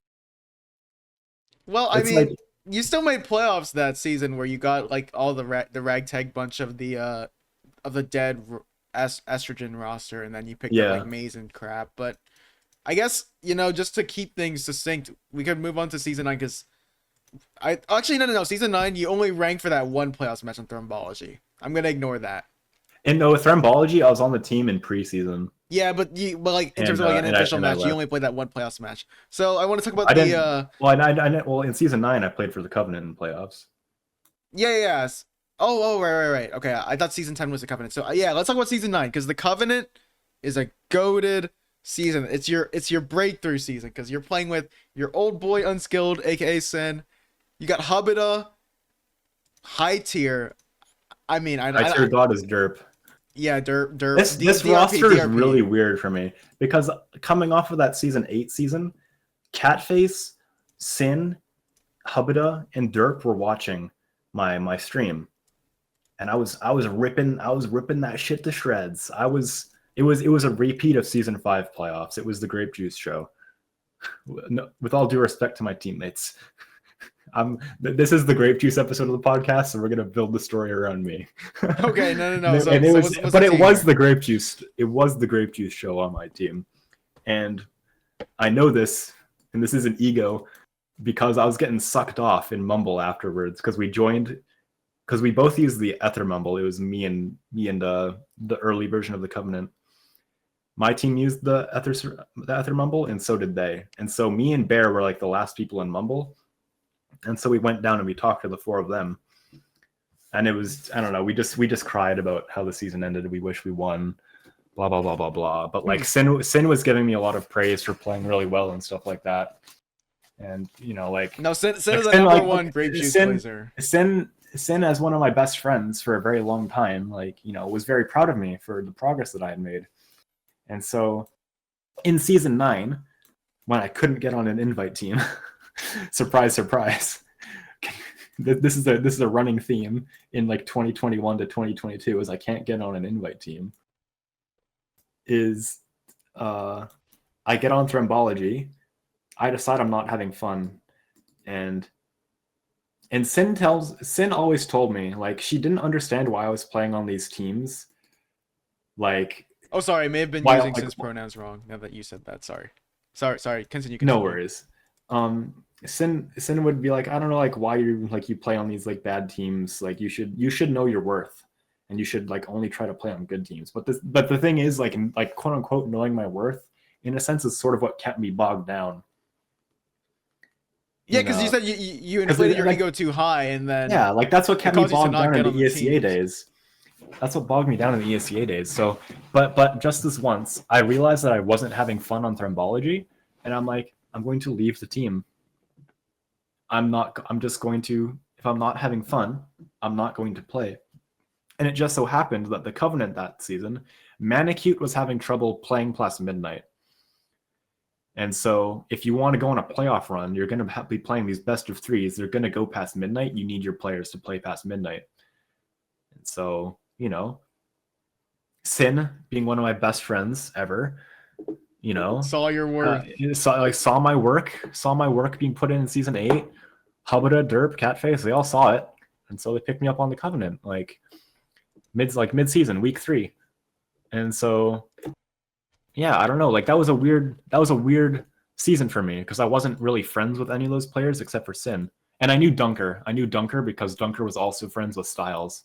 So I kind of knew Dunker, and I was already trying to play with Dunker in like season Dunker the 5. goat. I wanted Dunker on my team, but Dunker didn't want to play. Yeah, Dunker had that very emo personality back then, but it seems like he Dunker, picked it up yeah, but Dunker's later. like a cool person outside of the game, right? Oh no, for I, sure. I like Dunker. Whenever I see him in Sal's stream chat, we always be chatting. But yeah, so that was like a really weird season because like I wasn't really friends with any of these people. Hubba obviously had his total outburst in the match comps. Catface, a very controversial player. Dunker, you just called him an emo. Derp is Derp. Derp is very like abrasive. Like these Yeah, are all yeah. When people. you watch These his are streams that season, he was these. very abrasive to Hubba. I know Hubba, that. Hubba, you're fucking retarded, dude. Hubba, you need to kill yourself now. Like Derp was a different beast. I don't. But the thing is, his personality, he made up for it in his actual gameplay. Because like I remember he would top damage like every He match in that was so playoffs run. cracked. He was so I cracked, genuinely dude. It thought he was was cheating at insane. one point. Dude, I swear to God, he was the unluckiest person ever with his blind nets. I remember he got like a blind net accusation on a sticky that he like tried to sticky jump with, but like derped. Remember he like derped a sticky jump, Yeah, and he got accusated over it. I I don't think that know, was on like Gully Wash whatever. actually. Don't I remember don't though. I don't remember like what else. I don't. I never saw any other actual evidence. All I know is that people accusated him. But that group of players, I was only really friends with Sin. So like coming off of the last teams that I had built, they were all sort of friend-ish teams. Like it was like a Fig team. It was like a Just Meatball type of team. It was like the Estrogen Took My Homies guys. Like I'd been vaguely playing with them for like years and years because like Scream, played a bit with Scream, played a bit with, was friends with Xanda. So like I was playing with like all these players leading up to that, and it was really weird being on this team, especially with like such controversial figures. But it was the Covenant season 9 was, if we're gonna look back deep into the past, it was like season 25 where or season 3, season 28, season 25, 28, and season 3 were all like the really big like teamwork seasons, right? And so I know the Covenant season 9, every night pretty much everyone's in Mumble still. We're watching demos. It's like, whose job is this? The same thing as in season 3. So the Covenant And was demo reviewing this whole time. They were absolutely. actually grinding. That Yeah, surprises me. that was That like they wanted, surprises me. yeah, like Catface, Sin, Hubba, Dunker, Derp, they all wanted to fucking win. Right? Like that was the point of the team, was to go in and win advanced. They wanted to go win advanced. No, it just surprises me because Dunker had already won on Una Limonada, I think, prior to that point. I mean, Sin had already had invite experience, but it seemed like, and Catface obviously Well, the thing plays an about invite invite, players so. and players who have won before is they want to win again. You want to win again. Let's go win. Catface is playing Pocket. Fuck it, bro. Let's go win on Pocket. Sin is on Scout. Fuck it, bro. Like Sin played Scout in season 3 on that Morning Light roster. Right. Sin got 5th. Sin wanted fucking redemption. Sin wanted to go out there and win. Right? Like that's the thing, is you got these invite players in the game, and it's like they know what they have to do to win. They want to win. And so And you guys what were we weren't even doing? the favorites. You guys weren't even the favorites because you guys had lost in the regular season to the Donovan and Rira team. Yeah, the Donovan team. And Yeah. so yeah, like we had like genuine motivation to like go out there and like really improve, and it felt so good. Like that was another like real like teamwork season, and we fucking won. Like here's the thing, is like all this time that I'm trying to play invite, it's my fallback is just do really good in advanced. Just do really good in advanced. In season 5, made playoffs, got 5th place. Season 6 was a wash. Season 7 was a wash. Season 8 got like 4th. You know what I mean? Like these seasons, like it felt like I knew how good I was. I knew what I was capable of, and it felt like I was being held back for no reason, right? And so like to finally win advanced with this team, with the 5 of them, was like the greatest thing ever to me. It's like I think the Covenant season 9 is like, no matter what I accomplish in invite, like I think this win is way more important to me. Like literally forever. Well, because because you've been it toiling marks in the advanced fields the whole time. it marks the end of a long like journey of just suffering and of like overcoming like myself and these aspects of my personality that I let run wild for no reason, like the whole ego thing, like like thinking I'm better than I am, like not even really like trying to learn anything about the game, like like how it works, just being focused on me, just being a soldier, just being a roamer, just I don't know, try and kill the med, try and get that uber advantage for my team, like overcoming all of that, and then like feeling like it wasn't being like appreciated. It was finally Because amounting to because something in because this season. It because was finally because amounting I to was something. still in advanced. I mean, I was still not getting picked up on invite teams, even if I knew for a fact I had it. You know, it felt bad, and like this season, like season 9, man, like really, I can't drive this home anymore than like I could say this fucking forever. Like that season 9 team is the best thing that happened to my TF2 career after all the other things that were the best thing that happened in my TF2 career, such as learning how to play Scout in that season 3 season, etc., etc. The season 25 season with Dom, the season 28 season with Noir. Like, I can't understand. Like winning advanced is like the most epic thing ever. I really can't understate it. And then what happened next season? Season 10, I don't get picked up on an invite team. You still had that stigma. I still remember you still had that stigma around you, and plus you had if anyone was gonna look at this roster on paper, oh, he played with Catface. Oh, he played with Sin. And oh, he played with high tier or Derp. He played with Derp. He played with He played with Derp, and Derp was feasting that season too. Like, that dude was the best player. I know when I bumped my LFT for season 10, I instantly lost like 15 up frags on my LFT, and people were like, "Oh, you talk shit all season, but you're too afraid to play invite," like referring to like our team, because Catface, Catface is a shit talker. Derp's a shit talker. You know what I mean? Like, every night we're into that scrim server, and we've got people talking shit, and so that obviously that's gonna rub people the wrong way. And so so that comment wasn't directed towards negativity me. It by was more association. Like, yeah.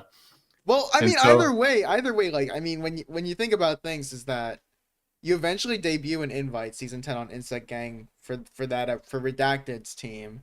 We can say her name. Let's be adults. I played for Gwen, my longtime friend.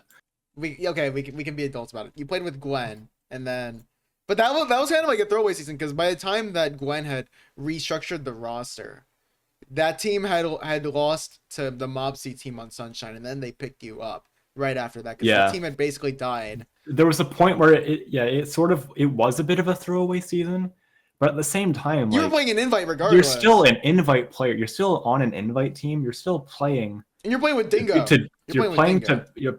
I'm playing with Dingo. I'm playing with Sandblast. Like, it's a rough start for my first invite season, but it's like my first like half of an invite season. But it's like you really just gotta like, you just fucking show up and you do your best.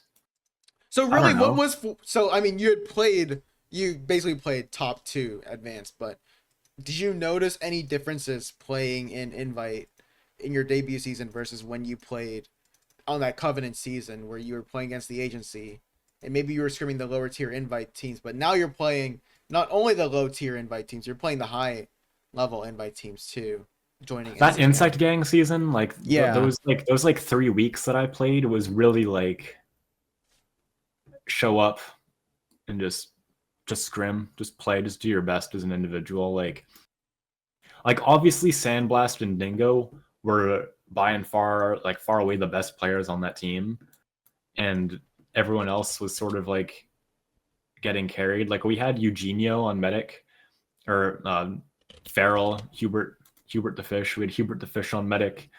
We had me on Roamer now. We had Slugmundo Pocket and Gwen on Scout. And then we had Sandblast and Dingo. Like there's a mile of difference between 2 of those players and 4 of those players.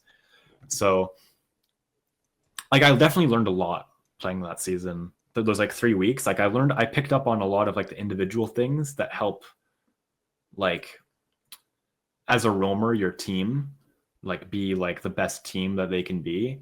And one of the things, I don't know, like I don't necessarily think we need to go into specifics, but like Sandblast is really good at like being mean if you're fucking up. So when Sandblast is like, yo, you gotta do this, yo, you gotta do that, and like he's upset about it, like in the scrim, but after the scrim, like he'll calmly explain it to you. It didn't happen very often. He was normally showing up to scrims.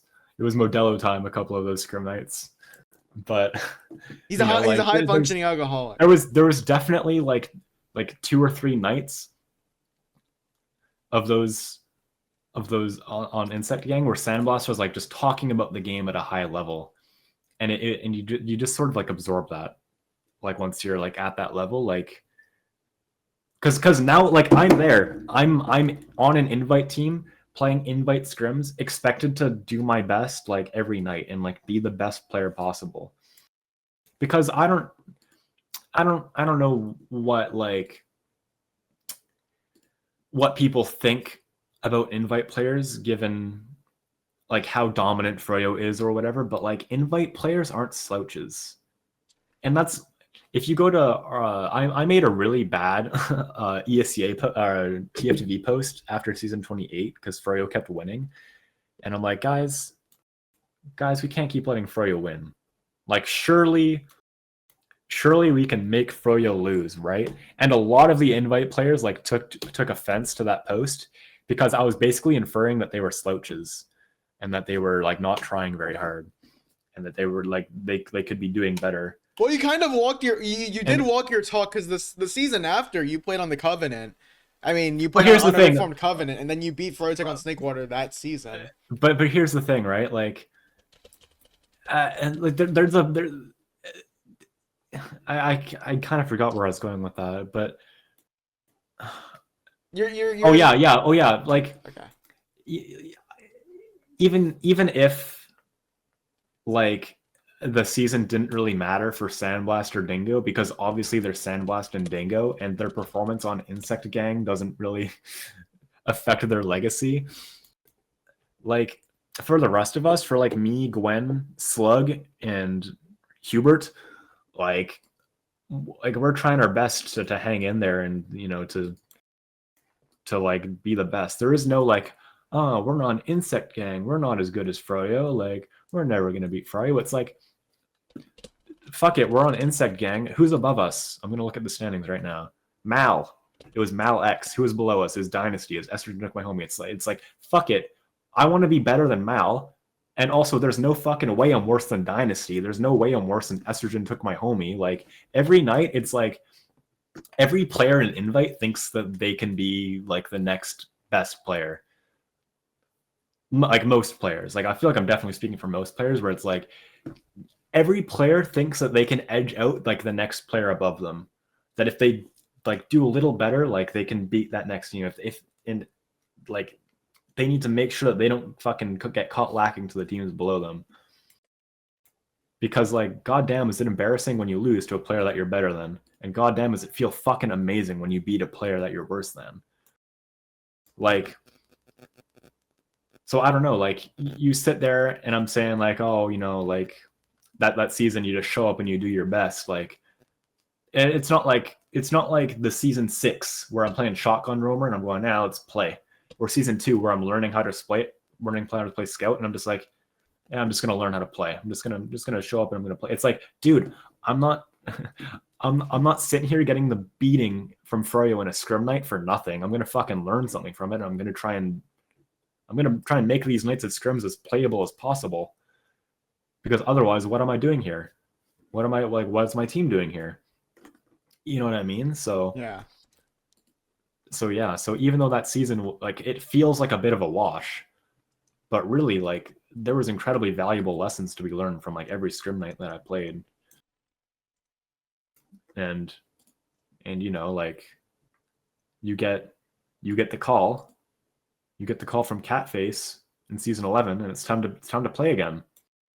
You know what I mean? It's like, was I like, I'll say this for sure. In season 11, like I was definitely like punching above my weight. Like I was once again like the worst player on my team. But in a way, that's like the best feeling because there's you can only go up. You know what I mean? Like you can only be so you can only like you can't get worse at the game. Like there's a point where it's like you can't get worse and you can only be better. And that season, with like a little bit of like roster instability, like by the end of the season, I was still the worst player on the team, which happens. It's like it's invite. You can only improve so much relative to everyone else. But like, ooh, ooh, like damn.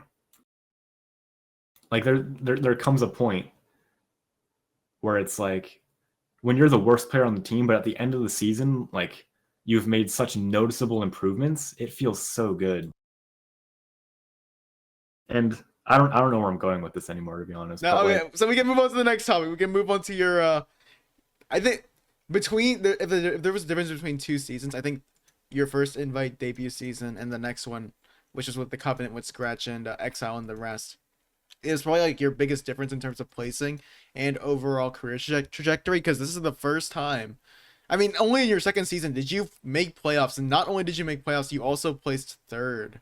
that was like my first whole season. Like I'd only Your played first like whole 3 season weeks. too. Wait, this was your first whole season, I thought. Season 11, season 11 was my first full season. Yeah, season 11. Season 11. That's what I'm saying. Like you Yeah, yeah, not only yeah. did you play a full season, but you also made playoffs and you placed.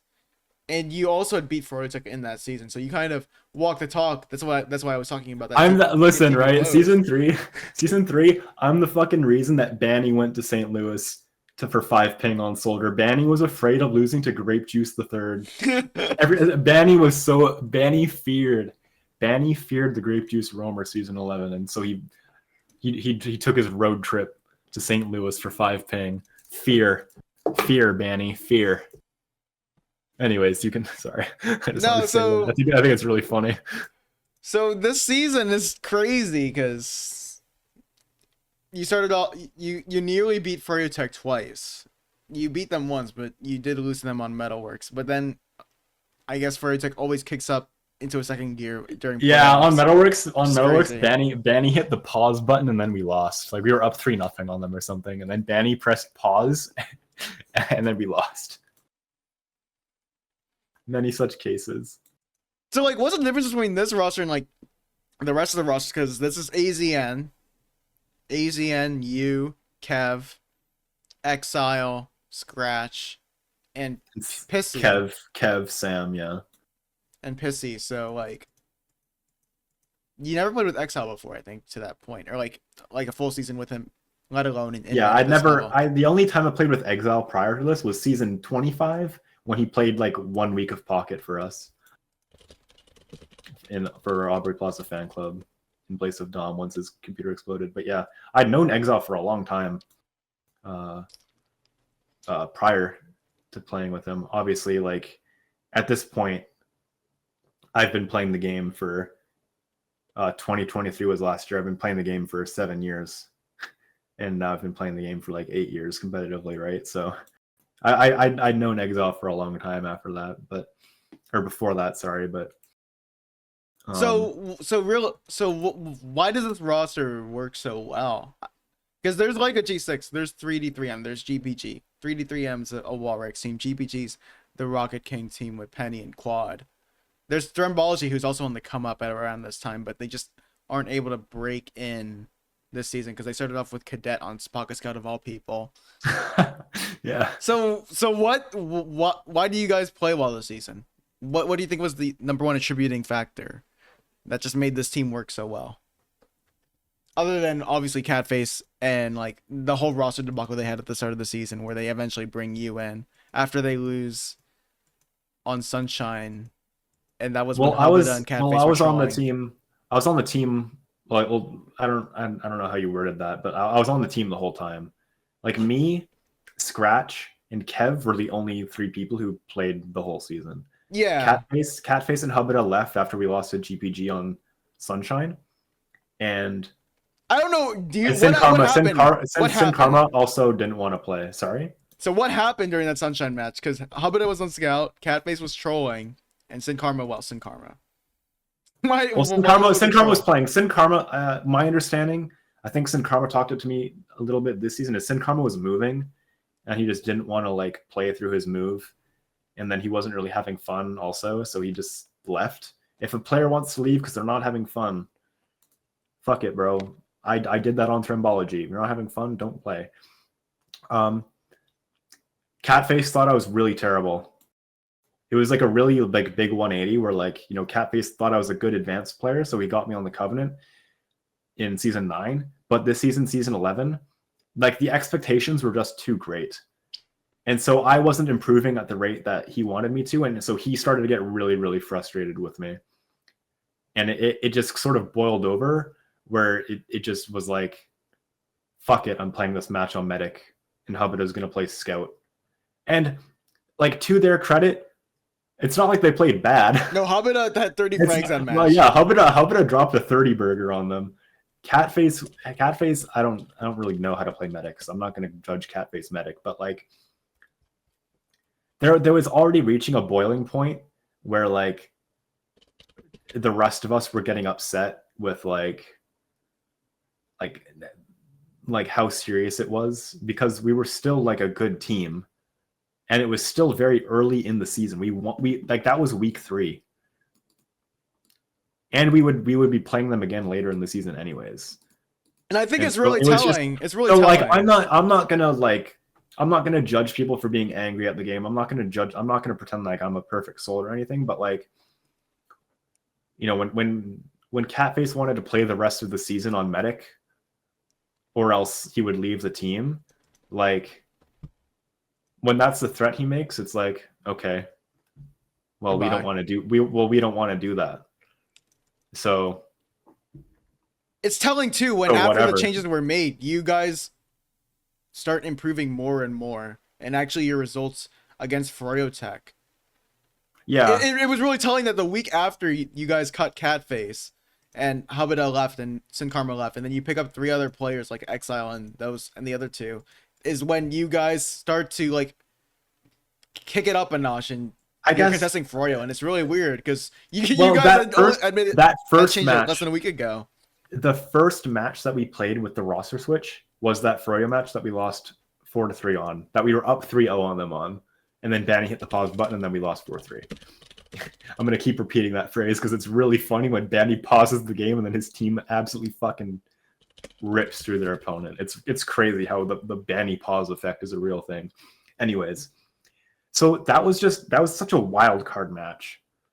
That match against Froyo on Metalworks, it was just Kev being like, Grape Juice, we're gonna double bomb them. Kev just ran sniper to mid once. It was such like a fuck it group of players that like you like when you're a team who like practices and you think about how to counter other teams. Like Banny's full-time job as TF2, he was absolutely studying his scrims against us. Like that's just the truth. It's what he does for a full-time job. When we swap half of our roster and Kev I'm gonna put it I'm gonna say it this way. When Kev calls for that brother bomb, and like you can't stop the brother bomb on Metalworks mid. That's all I'm gonna say. So there's just a factor of fuck it, we have nothing to lose. That like when the pressure is off like that, you just sort of play better in general. At LAN, I was talking to Shamu about this. But at LAN, at the local host LAN, when they were playing against Froyotech, is Global Clan versus Froyotech, like Rakusa, like Kryptonite and Pauldog were just kind of dicking around. They're just sort of being funny. Everyone was like loose about it and it just made them play better because they're just like, we have nothing to lose. Like we're playing against Froyotech, like at LAN, and like they're obviously going to be like a grand finals team. Like what do we have to lose? And so, you know, if you drop that pressure on yourself, it really eases your mind, I find, at least. And I think that really helped me for the rest of the season. Not to like fault Catface for like wanting me to be better and wanting me to like improve faster, et cetera, but like without that weight on my shoulders, it's like that helped me as an individual improve a lot. for like the remainder of the season. I would say that's the same probably for Scratch, because Scratch had played previously on that Malak squad, and he was kind of forced into the pocket scout role with a lot of responsibility. But now that he's playing with players not as experienced like Aim or Dank or any of those players, he's more loose now, playing with a roster like you, I think Scratch. Pissy, I and think the if rest I of could say them are this about different. Scratch, Scratch is the ultimate I don't give a fuck player, and he just shows up and he plays. Like Scratch is the truest form of the I'm just gonna play and I'm just gonna do my best and nothing matters. Which is Like crazy. there's people who say like I don't give a fuck, I don't fucking, and but like it's like the mask meme where like they're they have the happy face mask on but they're fucking crying and underneath the mask, right? Like Scratch is actually just I'm gonna show up and play, I'm gonna do my best, and I'm gonna that's Scratch. Scratch is actually that, right? So I don't think the weight necessarily. I don't think there's any. I don't know this for sure. I haven't really talked to him about it, but like I don't imagine there's any real weight on Scratch's shoulders on Mal. But I think like just generally just the new fresh roster. Like I had been friends with Sam and Exile for a long time. I know them a long time. They're obviously very close friends with each other. Aizen and Kev played with each other on like Mal teams. Um, me Azian and is glue. That guy is the yeah, it was ultimate just we definition just of we glue. just had a lot of players who knew each other and were friends with each other, and so it sort of became like chill after that. Like we still tried really hard, we still wanted to win, but I guess I don't know, good vibes win. I guess good vibes win, like to a certain extent. So would you say then that third place placing was a definite punch above your weight, and you could attribute it most towards the fact that you guys had lifted Well, I a got weight? carried. Like as an individual, like I was definitely still the worst player on that team at the end of the season. But You can say that a lot. You can say that a lot, but that's just how Romer is. well, It kind don't of be works. saying that. Oh, be careful. I'm just Be gonna say. careful. I'm just gonna Be say. careful. Be careful when You're you're a space saying maker. that. Be Remember, careful. remember your reputation, Grape Juice. You're space maker juice.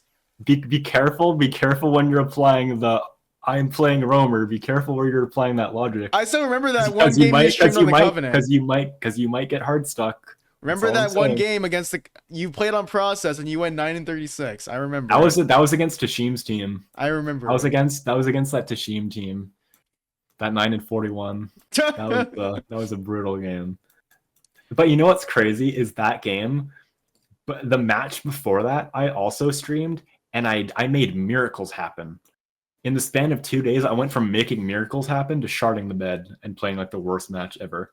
It was really unfortunate that Habib hosted me for 90 viewers on the match that I was sharding the bed on and not the one that I was making miracles happen. Hopefully you weren't looking But at I chat the whole time. I've chat turned off whenever I play matches. I don't look at that. But I digress. Yeah, I don't think honestly like I think this team was getting third either way with either roster. With the Catface Hubada Sin Karma roster, we're still gonna get third or better. And well, I mean, yeah, I don't know. If this dog shit roster, if this random, it wasn't dog shit. Okay, I don't know why I said that, but like if this ragtag mid-season shakeup roster could play a close game against Freyo and then also beat Freyo, like I think the Hubada, Catface, and Karma roster also could have done that. But because we were definitely better than GPG, I'll say that much. Like that match that we lost against them was just a breakdown. Like that wasn't a real game. Well, the difference between the two rosters Like I can a difference in mentality. Well, the mentality is the same. It's like we're gonna go out there and we're gonna fucking win because we're better players than the enemy team. And chemistry.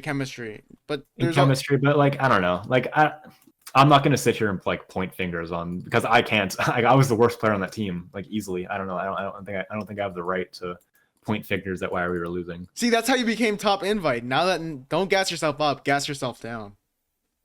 Pump the brakes. Pump the brakes, as they say. And it's really unfortunate because the season after, then you finally get on a Mopsy team, and even though you have a player like Averted and Daff, you guys play like absolute dog shit. And I remember, yeah, my stocks were high on your team. My stocks were high, and you guys played like absolute shit. Why would, with all due respect, why would you put your stocks into a Mopsy team? Because look at the roster. June, you have an ETF2L Prem finalist on Medic. That's medic, dude. You Yes, medic but medic. You June can't play the had game. sick mechanics, and then you had Averted, Daff, Gwen. It should have at least canceled out the fact that it was a Mopsy team. Dude, like, here's the thing about that team, right? Well, like, just like this season, is I really wanted to play for Global Clan for like the Dot Hogs because I really want to play with Shamu again, and like they had Kryptonite or like Paul Log and like Rakuso. Like these are all players that I've kind of looked up to for a long time, so I really wanted to play for the Dot Hogs that season. They picked up Kryptonite decided that he wanted to play, and they picked up Sin Karma on demo, and so I couldn't play for them. And lucky for me, I had established myself as an invite player, and I had that backup team, and this backup team was actually an invite team. Thank the Lord, not an advanced team for once in my life. And so this season for me, like I wasn't in school like this summer, so this season for me was just to go out there and do my best, like prove that I was like even better than I was on the Covenant the season before, that I like that I belonged. You know what I mean? This season was a like don't let being carried define your legacy, right? And yeah, like I think I succeeded. That's like this season because look what I did the next season that I played, right? Like I got third again. So this season, this Cat Girl Cafe season is kind of a wash because like it didn't feel, for a lot of the players, it didn't feel like it was consequential because Averted was in with the Thrombology Circle Jerk, and they weren't playing the season, I believe. Let me look. They were playing, but they had it was more of a dynasty kind of team, it looks like, than it was a Thrombology team. So we got Averted, and so Averted could pretty much at any time like play with his friends still and invite. Daffodil ended up leaving the team. Fruit sort of just like filled in. June is an E2F2L player. Like whatever June does in North America is totally irrelevant, right? So right away, it's sort of like half the team doesn't necessarily like Have ambitions. have ambitions for the season because they either have other ways to play the game at a high level in June's case, or they next season will just play with their friends again and invite, and it'll be okay. I'm not going to say that for sure for like Averted because I never talked to him about it, so I'm just going to make an excuse. I'm going to make an excuse in his stead for like, if we're going to talk about why the team did poorly. This season for me, like I like really opened my eyes that Gwen had peaked because she was making the same mistakes that she was making in season 10, where like, or that I like whenever I played with Gwen previously in like tryouts or in pug scrims, she would take an Uber on scout and it'd be awful, and she'd be like, oh, well, if I just hit more shots there, the Uber would be better, and she would take blame for every situation through her mechanics and not through her decision making. And so by the end of that season, and it was still happening, and it was like, Gwen's never gonna learn. Like it's impossible to like do good in invite if your combo scout is taking bad Ubers and just blaming it on their aim instead of their decision making. Oh, that reminds me of how Insect Gang crumbled that, and then lets the pickup of you guys, yeah. And then Mopsy is just like, I don't know, respect to Mopsy for like always trying her best, but like Mopsy's like just a low invite player. And you gotta respect the grind though. She just has a ceiling that she's already reached. She, like, I don't know, shouts to Mopsy for saving invite every season because like she's literally the new lucrative.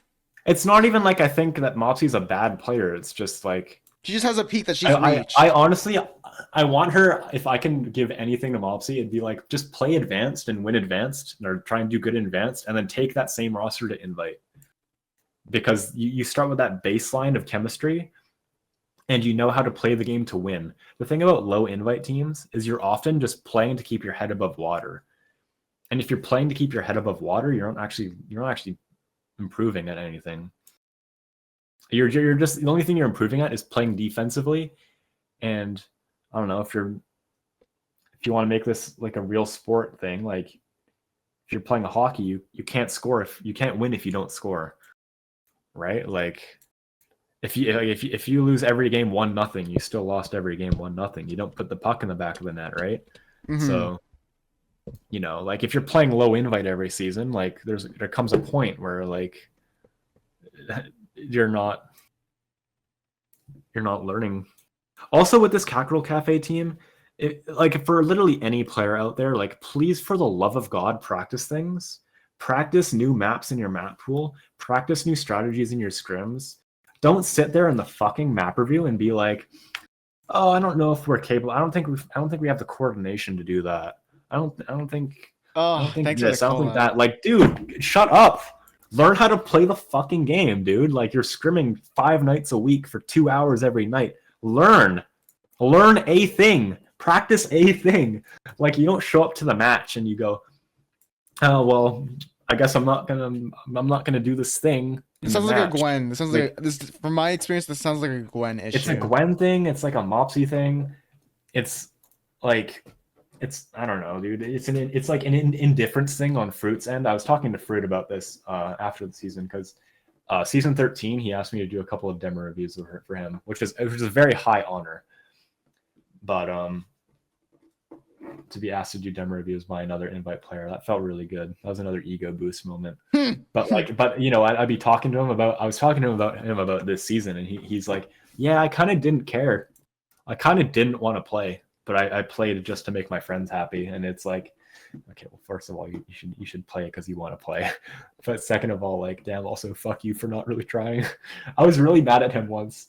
He was still good. He still performed okay. Dude, Fruit's a really good player, but if a really good player doesn't care, then they're not doing their best.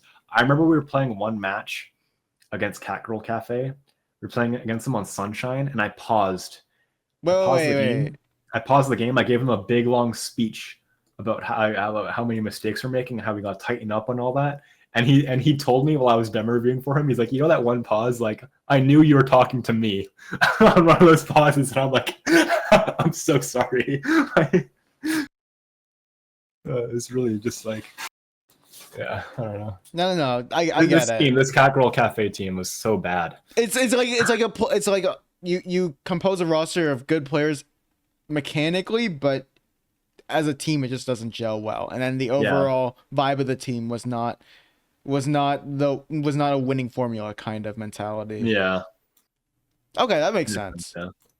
So we can finally talk about maybe your final season. I mean, do we really want to talk about it's Global Clan? Global Clan, yeah.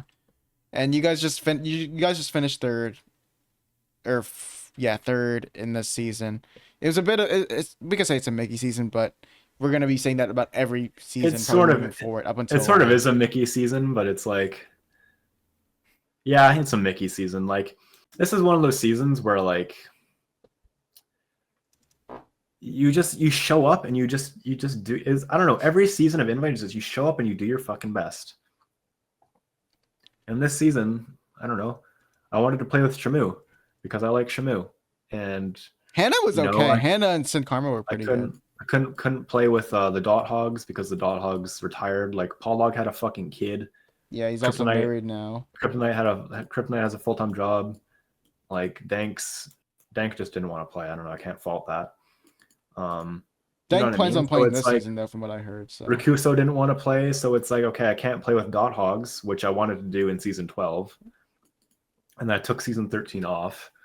But I was like in season 13, like I was ringing for the Dot Hogs, go like before LAN and stuff like that, because I was trying out with them. I was sort of like in their circle jerk already, and so I was playing with them, and so I'd already played with Shamu a bit on the Covenant season 11 because he was sort of like an intermediary scout leading up to Exile. While we try to find our permanent roster, and I don't know, Shamu likes me, so hey, let's play.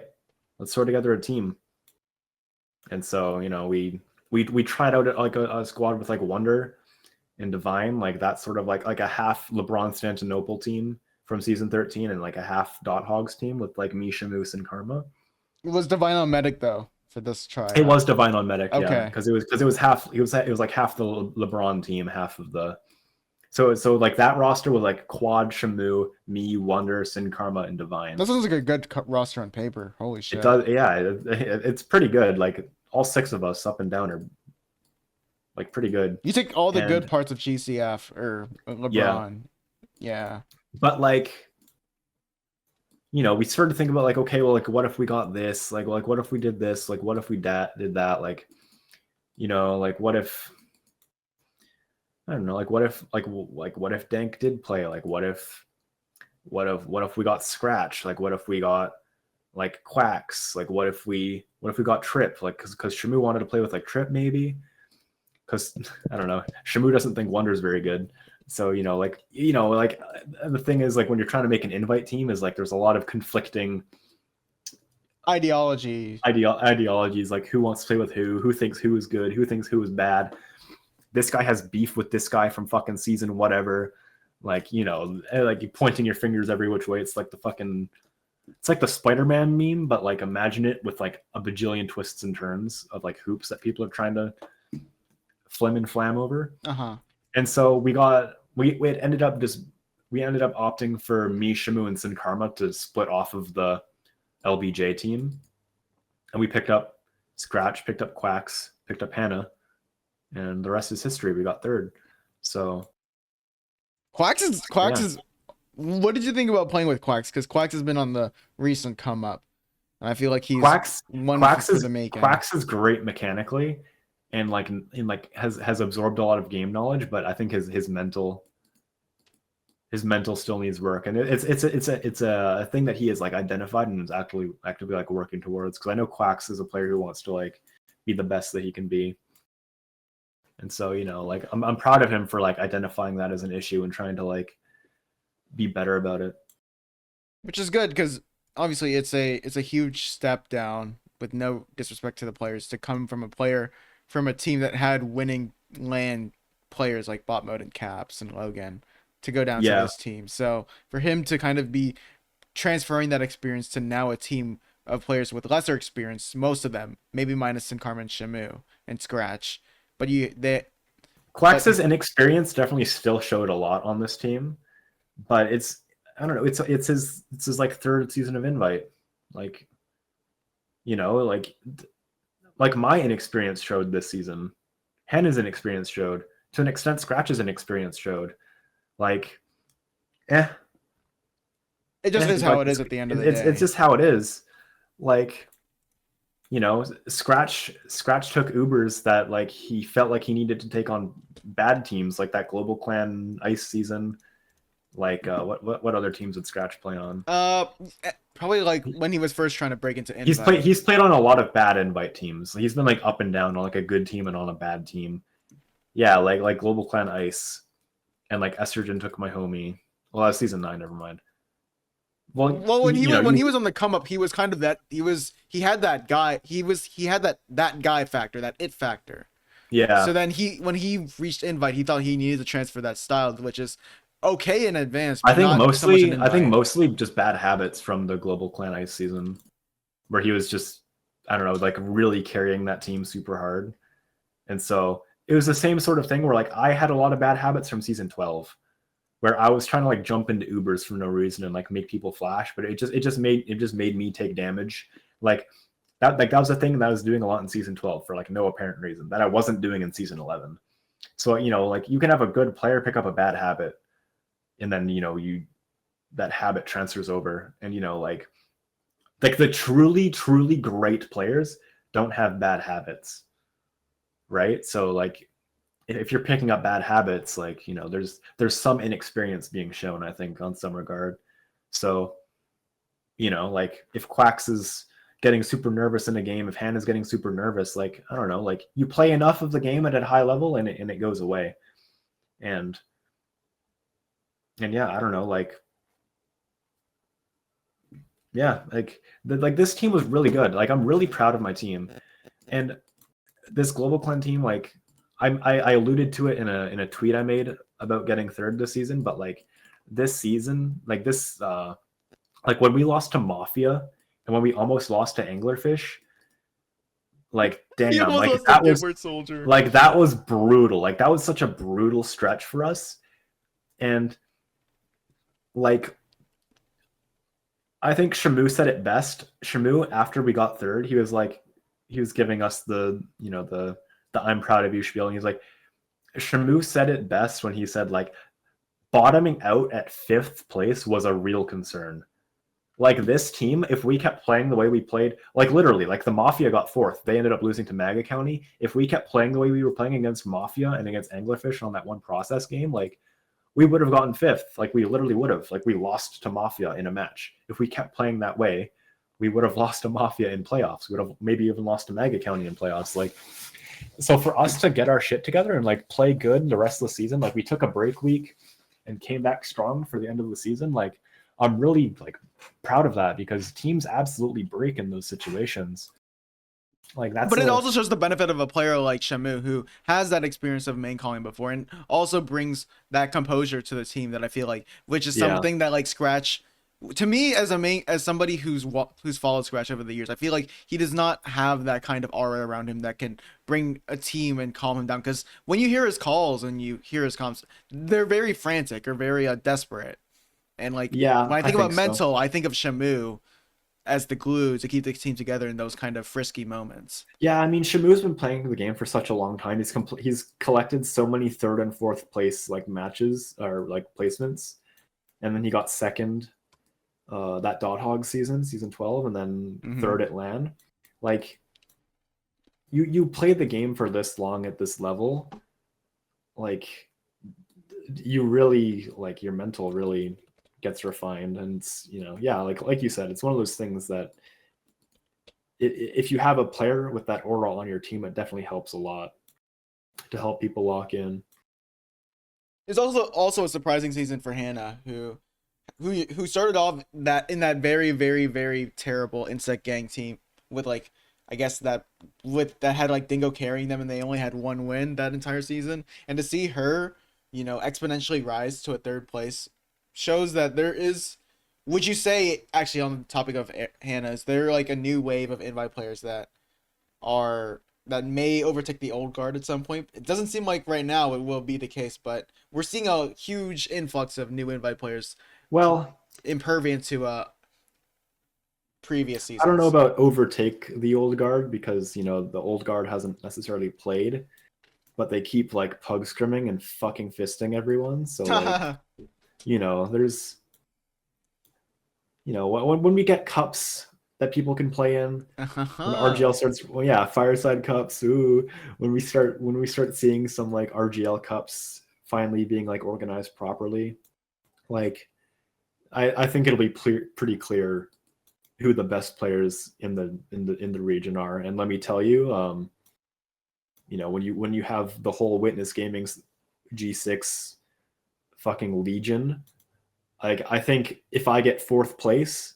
I'd be super proud of a fourth place with all of those people playing. Getting a fourth place against all of those people might probably overtake my advanced win. Are you saying you have more of an incentive to play when the competition is more fierce, even It's though absolutely, even though you for know the fact that me, you won't place well? for me as an absolute fucking psychopath, yes, because, like, I don't know, I want invite, I want people to, I want the best players playing the game. Like, I think everyone wants that. Everyone wants the best players playing the game.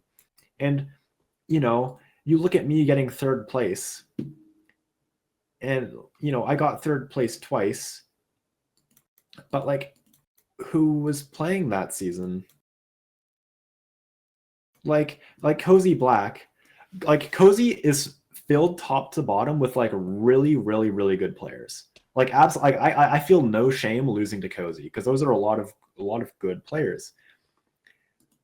But it's like historically, these, like, Kev teams, these, like, Mal type teams have been, like, third and fourth place teams, depending on who's playing. Maybe, like, fourth, fifth, depending who's playing. With, like, a G6 Witness Gaming both in the mix, like, they become the fourth place team. My team becomes the fifth place team. Like, when you keep that in perspective, like, when I play a pug scrim, a scrim gets canceled. Like, oh shit, like, can we get a pug scrim? I don't know. You pull up your friends list. Yo, Zilly, can you pug scrim? Yo, lol guy, can you make a pug scrim? Yo, can someone play? Yo, high five. Can you make a pug scrim? Like, you assemble the fucking Legion of Doom that is those kinds of players, and you get fucking fisted 5-0. And it's like, Jesus Christ. Like, dude, the players in this game are so fucking good. And it's like, I don't know, like if I get 5th place, is that such a bad thing? I don't know. Would I be, am I aiming for 5th place? No, dude, I'm aiming to win as much as I can. But it's like, you play against like such good competition and they beat you fair and square. Like you can't cope about that. I don't know. Like, And it's not like like there's you'll no definitively get excuses. There's rolled. no excuses when you lose to good players. Like you lose to good players. And if you lose to players like in invite, like I don't know, you lose to a team, it's like they beat you. You're in fucking invite, they beat you. Like there's like you have like a team around you that is like of some of the best players in the division, and you lost to another team. You lost to another team of like the best players in the continent. Like how do you cope about that? You don't. You got to learn from it. You got to improve, and you got to win. Like you just have to win. And so I don't know, when you lose to good players, like I don't know, if I lose to G6, if I lose to Witness, is that what I want? No, I don't. I want to beat those guys, but I can't be mad at when I'm losing to players who I've idolized all my career. So yeah, I don't know. And obviously, it's not the auto. There would be the automatic assumption that you may be getting rolled by these players, but the thing is that if anything was to be written off of for season 12, or to not write off, it's the fact that you had that ragtag roster and you nearly beat Froyo, who at the time was still a pretty good roster despite restructuring their roster for the most part. So if Yeah, anything to that take Covenant. away, like there Yeah. is a chance if you really put your mind to it and you have just the right team to make those things work. Like that season 11 roster, like you throw that ragtag group of people together and it's like, I don't know, like those are all good players. Exile, Sam, Kev, Azen, me, I guess. I was the worst player on the team, but like Scratch, like good players, like really good mechanics, understanding of the game. Like I don't know, if we could also play the game as a full-time job, like you can say that about so many players in this game. If everyone was Banny, if everyone could do TF2 as their full-time job, like a whole lot of teams would be competing against Froyotech a lot more closely. That's actually a pretty good place to actually end this. And for you, final question, because holy shit, I didn't even realize we're at 2 hours and 22. We're at 2 hours and 22. It's a big one. What is the takeaway of your career so far that you would probably take into moving forward as you play more in this RGL era that we're in? What's the takeaway from my career? Yeah, like the that telling the recurring theme that you think will continue on moving forward. Sorry, I worded that terribly. I don't know. It's just show up and mumble every night and just play my best. It's really just I've overcome so much, and it's really just about enjoying like the game that I love so much, and just trying my best and trying to like be the best. I don't know of any theme really. It's I mean I guess if I'm gonna go in and try my best every night and that's what I'm going for, then I guess that's the theme, right? But I don't know, like where I am now is just an amalgamation of what I've experienced beforehand. And so, like I feel like I've conquered my ego and I've conquered nerves. I've had the worst match nerves ever. I've you know what I mean? Like I've conquered what other people think about me. I've just, you know what I mean? Like I've conquered like team drama. I've conquered everything. Like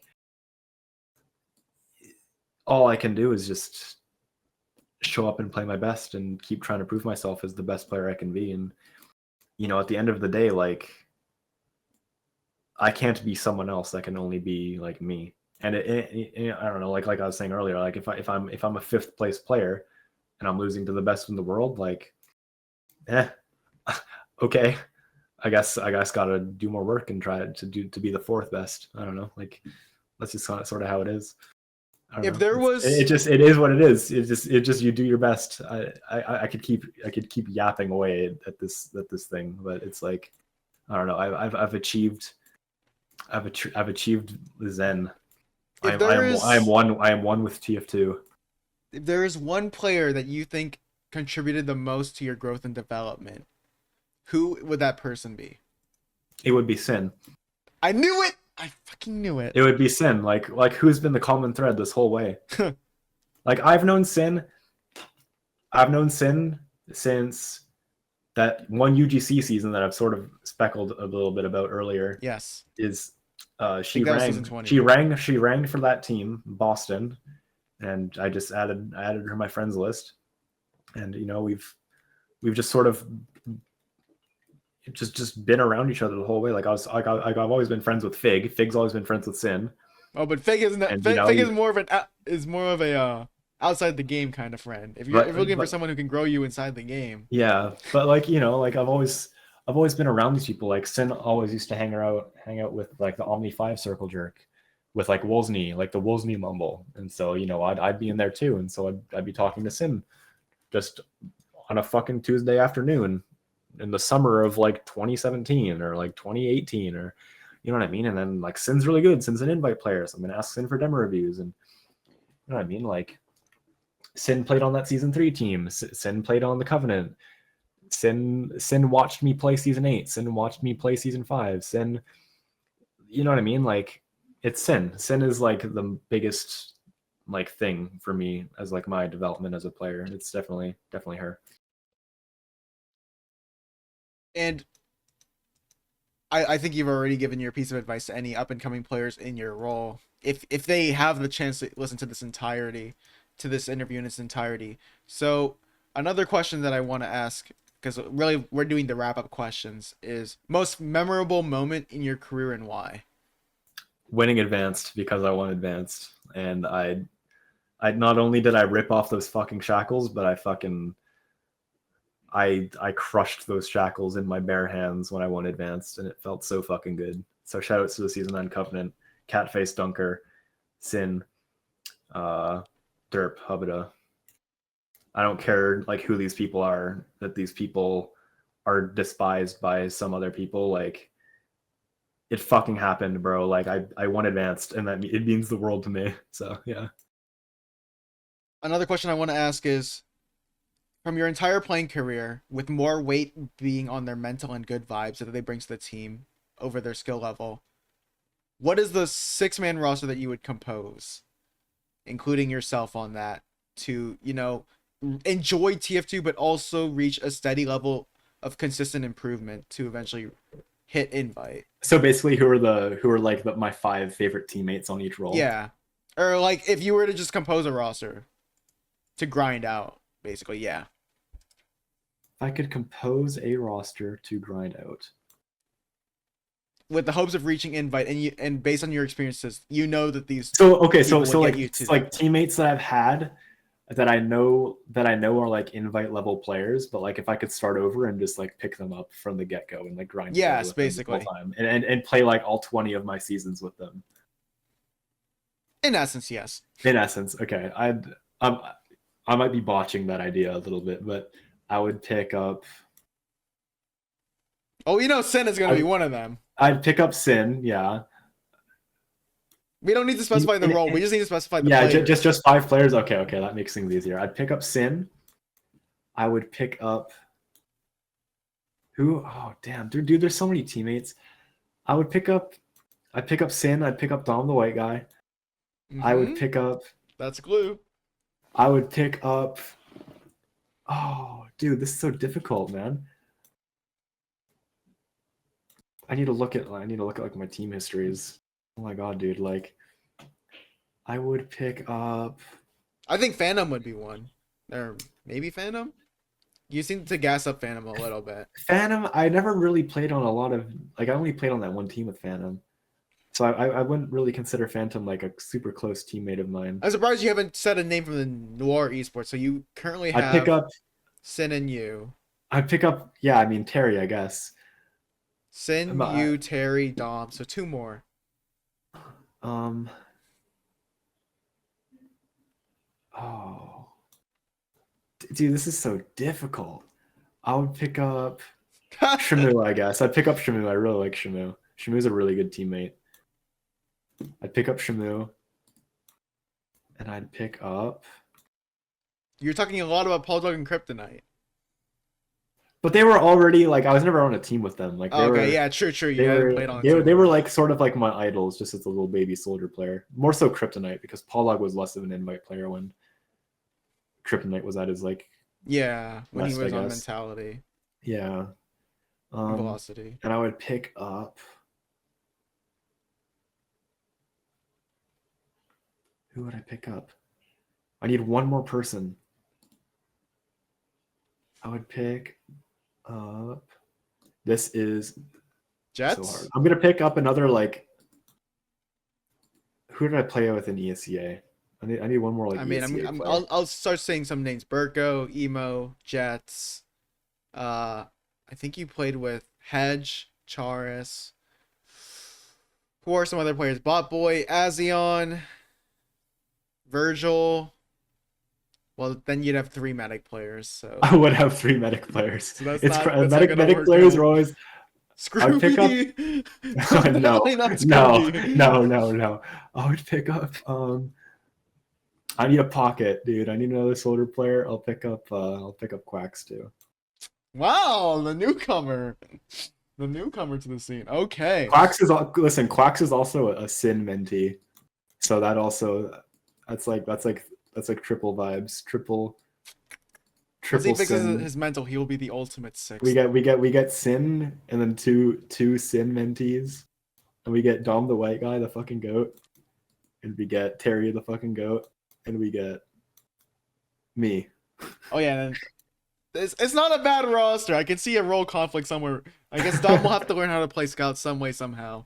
Dom did play flank scout for a little bit while I was. I knew he was a soldier and a medic main, but not a scout main. He played flank scout in that season 31 like preseason team, and I Oh, was on combo scout.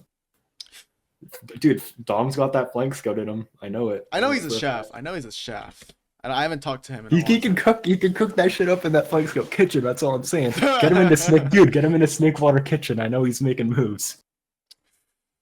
Yeah. Oh man, Anything I else, love or what? Dom. Hope he's doing well. Anything else or what? No, any final shoutouts? Every player that I've ever mentioned in this whole list, all my teammates ever, all my like really close friends who have made playing this game, like Sin, Fig, I like Sam. I don't know, fucking like Shamu is like a really recent one who I've really like become good friends with. I don't know, like friends, like random ass friends that like I never played with, but like I randomly met like at LANs, like Nixia, Pickles, like Scarfs. We never actually ended up going into the jumper whole shebang, but like We've like gone way too but like Vi and like KJR and Murr, like Soapy Meister has been a really big help for me. Like I've known Soapy Meister also for a very long time. You know what I mean? Like players who I've looked up to for a long time, like I don't know, dude, like Mela, like Bot Mode. You know what I mean? Like I don't know, like there's so many. I've been around so long, like I'm gonna forget so many people, and it's I don't know, like those newbie mix coach teams that I coach, like RU, Danny Hollow. Oh, are you the like goat? like there's so many people. Like I really like Mega Boy, like Rio, Yeah, Mega Boy. Mega Boy and like, Rio, same person. So many, like I'd run out of names and I can't list them all. So like fucking Marmaloo, shouts to Marmaloo, dude. It's yeah, I don't know. There's too many. If I'm friends with you, shouts to you. I don't know. If you weren't mentioned, no shout out to If you weren't mentioned, I'm sorry. I probably still love you. you. All right. Well, thank you, everybody. This is Retrospection Chats, episode 5. See you another time. Bye. Bye. All right, everybody. This is part 2. Unfortunately, because we recorded at a late time last night, we overwent our bedtimes and it was EP time. So, this is a continuation of the Grape Juice Reflections, Yeah, and there will just be cut this one in. yeah, there will be a lot of cutting out. Unfortunately, last I remember when we were recording the first one, we were like, yeah, I think this should only take like an hour to an hour and I a half. literally, I literally just yapped about every team I was ever on ever for way too long. I think we can probably keep it on, and then I'll just do the timestamps. And then, like, I'll do the timestamps of I'll do Just put specific timestamps of yapping here, yapping here, here. yapping here, yapping here, yapping here. Grape Juice actually says something for like 30 seconds here. Yapping, yapping. Okay, well, anyways. Now I am trying to find the Tempest web. Okay, so wait, actually, before I kind of already spoiled what we're gonna be talking about here, at least for the viewers. But I You want mean, my Tempest profile? this is yeah, and I actually was talking to somebody. His name was Cuddly Cow, aka a hedgehog, and he's a very yeah. If you could link that to me, by the way, that'd be great. He was a very huge jumper, and he's like a returnee to the TF2 scene. Like he always pops up every now and then, and he made this stuff. He made his own like coding side project of where he aggregated or web scraped the Tempest website or like whatever the server like whatever keeps track of all the records, and it was like keeping track of whatever map you had and then what was your best time on that. And I think it was similar to the Tempest website, but not exactly the Tempest website. But what regardless of that, to move back onto the main topic, this is the portion where we talk about your jumping career, and I think with every soldier obviously it comes to it's like one of the 10 commandments, learning thou must learn how to jump or whatever, because the game has prolifically developed to the point where if you don't at least have the ability or capability to beat, I would say, like a tier 3 map. And for those who don't know, rocket jumping kind of has like these 6 tiers where tier 1 is the easiest and then tier 6 is the hardest, and then there are some that are regarded as higher than tier 6 but not necessary for Yeah. the sake of this interview. There will be a re-tiering soon that will expand beyond tier 6, I believe. Yeah, and I think like one of But those maps, like people have always said, like I guess jump Rick O'Connell. Rick O'Connell is the notoriously difficult map. Yeah, something that's the tier 10. one of those is like considered above tier 6. But regardless, one of the things that I've always lived as like a 10th commandment is like if you cannot be at a tier 3 map, then you are probably not suited to be a roaming soldier or even a pocket soldier, because the meta has developed to the point where if you aren't good at jumping, then you can't play either role. Obviously, that's Yeah, just absolutely. imperative. But for you, Grape Juice, was jumping or competitive first in your career? Did you start off as a jumper, then you transition into competitive, or you played competitive, then you realized, oh wow, these soldiers are getting better, so I need to learn how to jump, and then you transition into jumping? I first one of the first rabbit holes I went down in TF2 was rocket jumping. On Cuba's like jump sync video, I'll link this one to you too, just so you can look at it. I posted like, thank you Cuba for showing me something I'll never be able to do. And like that was in 2013 or 2014, me as a little baby. So rocket jumping definitely came first. But I was just a little baba, and I was playing maps that were like way above my skill level. So like Jump Soar was like the first map that I really like knew by name as a jump map. And I watched like Cuba and like Rain play it, and I'm like, wow, jumping, like Jump Soar, it's a jump map. I'm gonna play Jump Soar, and I couldn't beat the second level. Like no cap. I think there's a comment on Rain's Jump Soar video also that I couldn't make it past level 2, like dead ass. I was I was playing jump maps above my skill level, so I kind of quit it because I don't know. I somehow, instead of playing easier maps, I'm like, well, jump maps are dumb and they teach me nothing because I'm not going to use this stuff anyways. So yeah, so I've gone into competitive around 2017, 2016, and didn't get into jumping again until 2020. September of 2020 is when I started jumping for real. Yeah, and And yeah, so I guess to answer the other half of that question is like I started playing jump maps again, and I realized, oh, this is kind of fun. Like around that time, and I'm like, I'm actually gonna like do this for real this time, and I'm gonna not punch above my weight, and I'm actually gonna build my way up again. one of the funny things that you mentioned about when you say jump sync, and then like you also mentioned a little later on, your first initial impression was like, oh, why am I doing these jump maps if I'm not going to learn anything?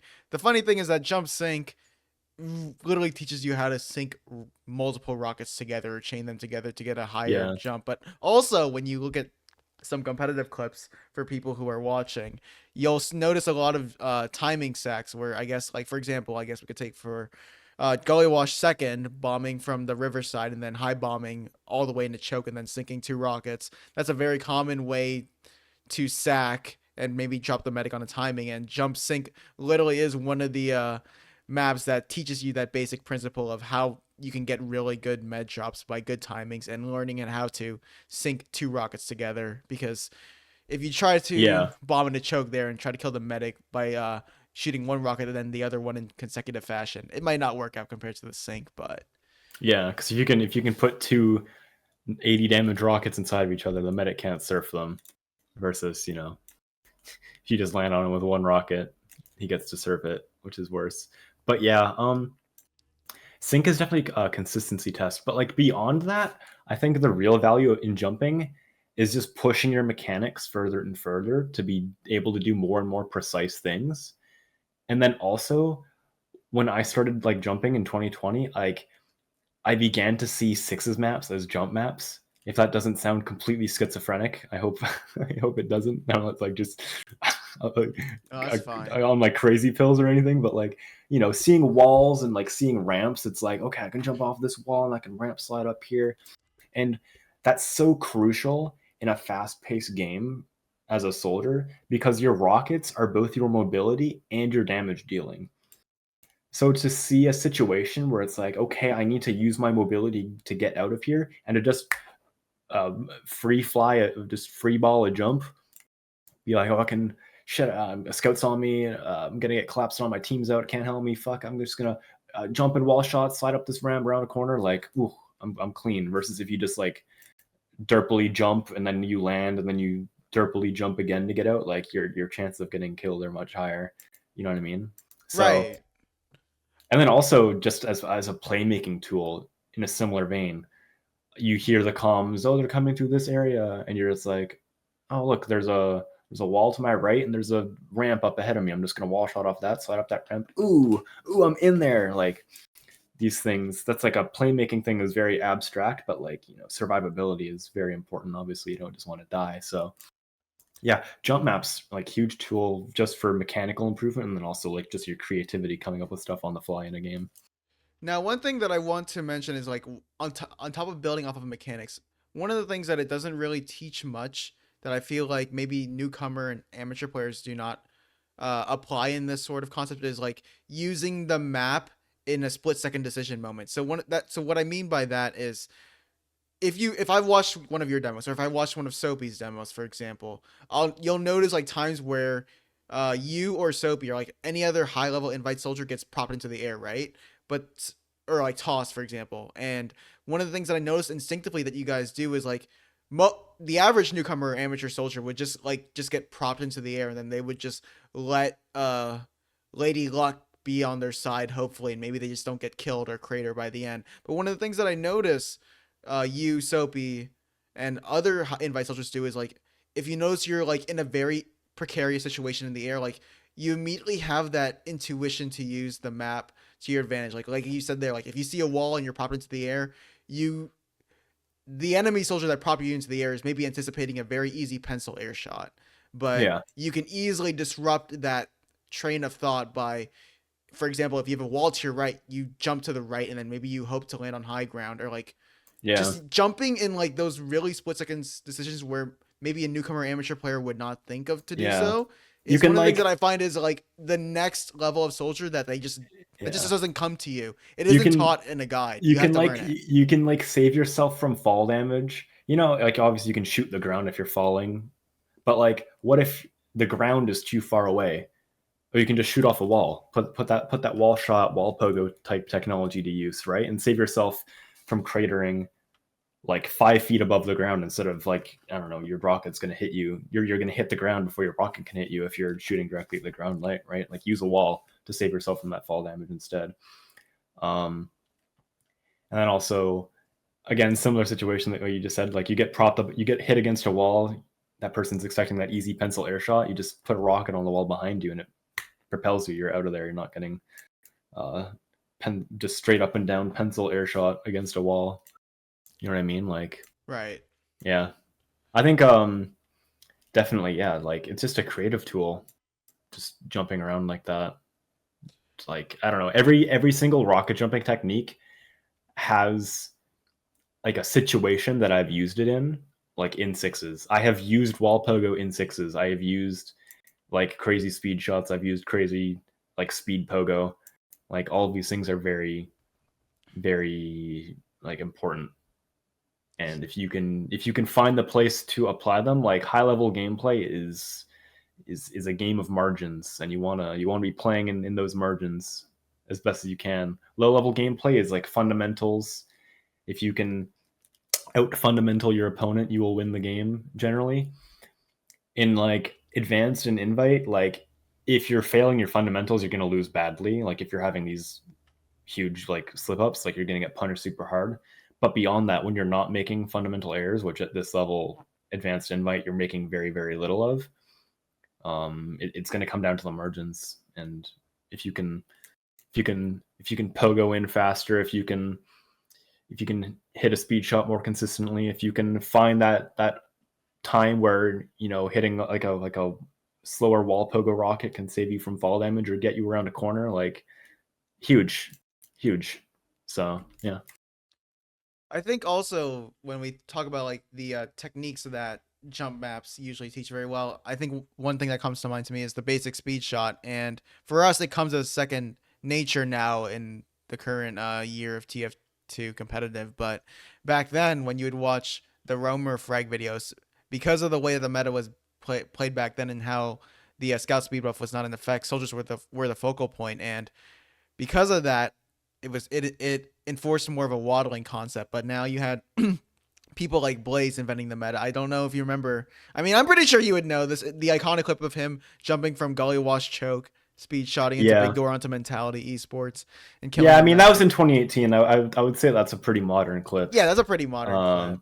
But yeah, like when I think about like waddling soldiers, I think about like maybe 2015 maximum. 2015 maximum. I'd say Like yeah. I'd like say like around once like you start getting to 2016, 2017, like soldiers are definitely getting in the air a lot more. But yeah, like when I watch an old Mela frag video, that dude's just he was so unbelievably good, but he's sort of penciling around. Same with any soldier from that era. I was actually watching this ESEA season 12 frag video by Beater last week, and the soldiers are so dog shit by today's standards.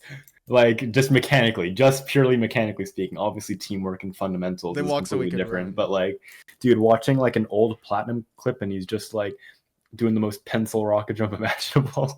It's like, yeah, it was a different time, and that's like, I don't know. Still, I'm not saying that they were bad players. Like, obviously, they're fucking phenomenal players, but like, just the movement tech in this game has been pushed a lot. Yeah, I mean, if we want to go back to the topic of your jump career, like in terms of the history of competitive TFT jumping, specifically when we come to map making, that's we could say that the waddling soldier is the equivalent to like when Jump Little Man was considered the hardest map, and now it seems like every like year or like every 6 months or so, there's always a new map on the Tempest leaderboard that just topples the other. Like I believe originally like Rick O'Connell, for example, had toppled over a I don't remember what map it was, but then that was toppled over by yet another map. And then there's that crazy Demo Man map that Waldo made, but at that point, it's that map was just hard because Yeah, it was a test of endurance. once you get to those maps, like it's very esoteric and weird with like the pre-fires that you're doing or like the super crazy precise wall pogo on like attach 3 or something like that. Like Oh, Touch 3 is the totally one. Yeah, that's it. totally insane and like not really applicable at all. but like the ability to get to the level where you're playing like tier quote to like tier 7, tier 8 maps, like let's say, I don't know, like Koro or like Rabbit or like Sanctuary, like hard tier 6 maps that aren't like the crazy shit. Definitely hard maps, absolutely hard maps, but like very precise and very within your control compared to a Now, map like Beef that gives you a lot of leeway. And if you're trying to grind out your mechanics, playing Jump Beef isn't going to teach you anything because you're not being like pushed by it. now, do you remember that map? It was inventive for the map that it had, for the feature of like you would shoot a rocket through this like black and white void, and it would come out the other side. And the map was like it had a lot of white flooring, and the Was it background was like a blue. super hard tier 6? Yeah, it was a tier 6. Hanami. It was Hanami. That's it. That's exactly what I was thinking That was about. a crazy map that came out in like 2016 or something like Yeah, that. that's essentially where I'm coming at. Like, is like the evolution of competitive soldier jumping kind of came in tune with the development of these hard maps that Even came to the harder jumping maps. scene. No, Yeah. yeah, I can see it. Yeah, okay. So so to kind of go back and stop talking about like the hardest of the hardest and to go back to the basics, if you had to name a few maps that would teach the basic fundamentals of soldier, I would say don't say jump beef because that's like I think any casual player should be able to beat that anyways. I would say like What are the maps? work your way up to being able to play to like beat tier 3s and tier 4s. And then I would say I actually have like a soldier map spreadsheet that is not like demo intended maps filtered out. I'm gonna just give that a quick scroll here. I mean, there was Um, that thing that I really so, we could all thank God Young Sanity exists, but we could mention that he made that Grape Gauntlet oh yeah, the Grape Gauntlet. that I actually like. I read through and I thought like this is actually really good. Like if you wanted to test, this is a great way to test your like your consistency, the consistency of your mechanics. And for those who don't know and have not read the thread, I'll put in the description. But it's basically a challenge of like give yourself a list of maps that you think are beatable and try to beat them within a time frame, I believe. And it's a really good way to uh, drill in those mechanics into your soldier gameplay. So Yeah, for tier 3s, I don't know. I'm sort of biased because I can like I can I can kind of just beat all these maps super easily, and so the difficulty sort of blends together. But I would say Quattro is a really good map if you're starting out to learn your wall shots. mhm. Um, Jump Bomb is kind of a classic. Um, Catch, I think Jump Catch is a pretty good map for like your catching rockets. Um, I feel like that's a pretty like Oh yeah. fundamental skill. Um, I don't know. Christmas is like a pretty hard tier 3, but is also just like super good and like I don't know. I feel like it's like a good test. I thought Um, Jump Home was a good Jump linear Home. was a good Home's a good linear map. one. Yeah. Home's a good map too. Jerf is I thought Jerf was Yeah. really good for learning the basics of surfing too. Like, but that's just like a rudimentary beginner I one. feel like Jerf and jump maps are sort of stupid as a mechanic Mm. to like kind of transfer over to sixes. I don't think there's much actual application because these Jerf maps are like built on like getting like a lot of speed, Yeah. and it's not like you're not getting a whole lot, like a lot of speed in actual sixes. So I think home though, for me, like whenever I think of like a map that encapsulates most of the basic mechanics and briefly glosses over them in a pretty good way, I've always yeah, thought of home as like, but yeah. that just Beyond that, if I were to name like a tier 4 that if you can beat it, you're like well on your way to like getting good mechanics is like vanilla. It oh, has that's a nine. good one. It has 971 completions according to the spreadsheet. It's probably at over 1,000 now because this spreadsheet probably hasn't been updated in a long time. But vanilla, good map. It'll How make do your wall you shots a lot better. how do you feel about the first three courses in Jump for starters? Jump for starters. Yeah, you know the First one. 3 courses. Yeah, Yeah, yeah, yeah. Yeah, definitely. Like beating courses is definitely much more manageable than beating entire maps. So yeah, like yeah, I think you brought up a good point of jump for starters being a good map to practice on. Those first 3, maybe even 4 courses. I feel like the Mhm. 4th course might still be tier Yeah, I 3. think that one's beatable. Yeah. But yeah. Definitely. If you see a map that has courses on it, like Jump Zone is a tier 6 map, but it has like easy, like the first couple of courses are pretty easy, I'm pretty sure. So like, yeah, anything really to get you going. Just like beating things, just being able to beat things. Like literally, like if I were to go back and like correct some of my earlier jumping habits, it would be like to not sit there for an hour on a tier 4 map, like 2 hours on a tier 4 map trying to do the quint, and instead just like, I don't know, go do something else. You know what I mean? Like Right.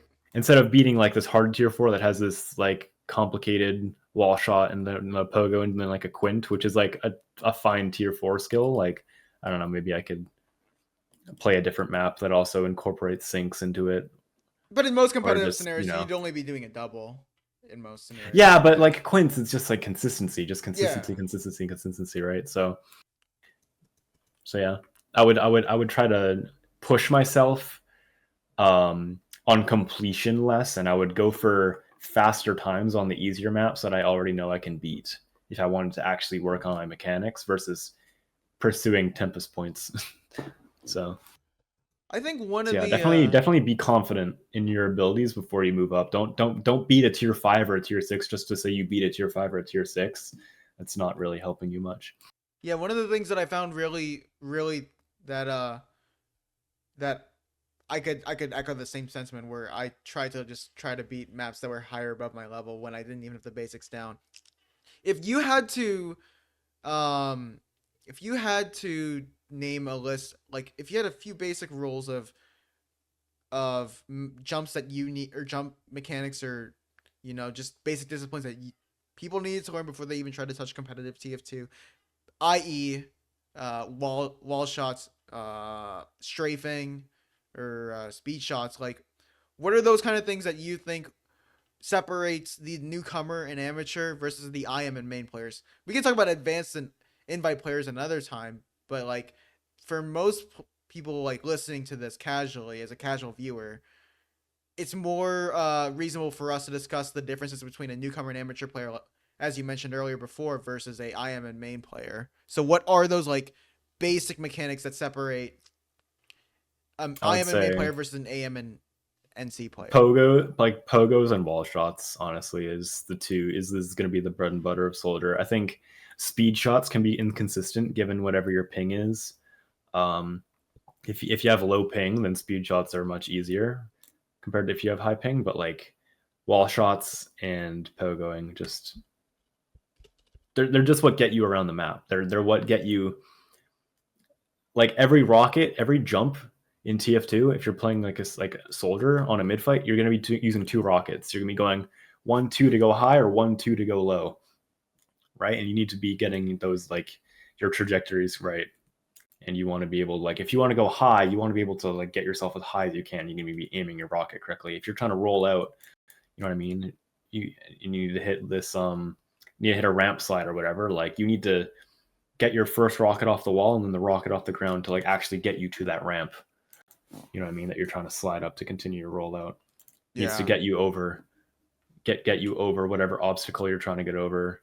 You need to be able to like strafe around whatever you're trying to strafe around to pick up that health pack faster versus slamming into a wall and then waddling over to it awkwardly, right? So definitely don't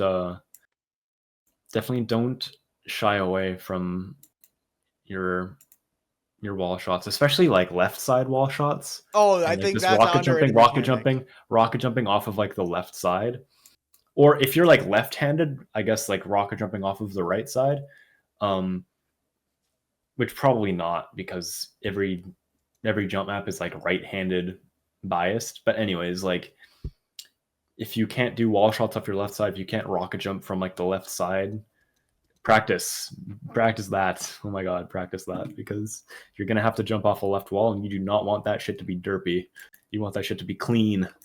So yeah. Yeah, I don't know, man. I want a whole main season not knowing how to left wall jump. It's the You know scene that is very when forgettable. Mustard Overlord plays soldier, he can't jump off the right side. He can only jump off the left side.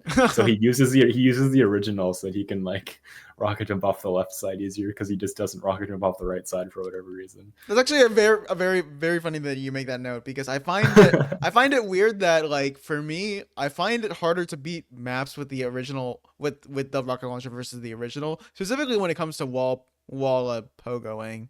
I don't know why, but the I still cannot figure out the mechanics of figuring out how to gain upwards trajectory with the It's rocket launcher. definitely way more consistent with original because the rocket just goes where you're looking at. Right. I mean, if you're crouching, it's gonna land like slightly above because how fucking projectiles in this game shoot. But it's just a practice thing. Whatever you're like already super comfortable with, you should probably try to continue learning with. Um, if you want to be a tier 6 wall pogo player, definitely just use the original straight up. But I think like if you're cozy, like I'm cozy on stock, so I just use stock. So whatever. If I see an original on the ground and I don't have ammo, I'll pick up the original and I'll rocket jump with the original because it's not really that different to jump like swap between the two. But yeah, Something I that don't know. naturally comes to you, yeah. I've just always used the stock rocket launcher because I always just had a strange rocket launcher since I was a little baby. So I just always used my strange rocket launcher. So I just never used the original. So I just kept using stock. That's why I use stock for anyone who wonders. So let's talk a little more about Tempest. So Tempest, I guess, for the just as a, to put it into layman's terms, is essentially the competitive sixes version for jumping, or the RGL of It's where all the leaderboards yeah. are. And you're ranked 287 overall on Soldier, ranked 24 in Canada.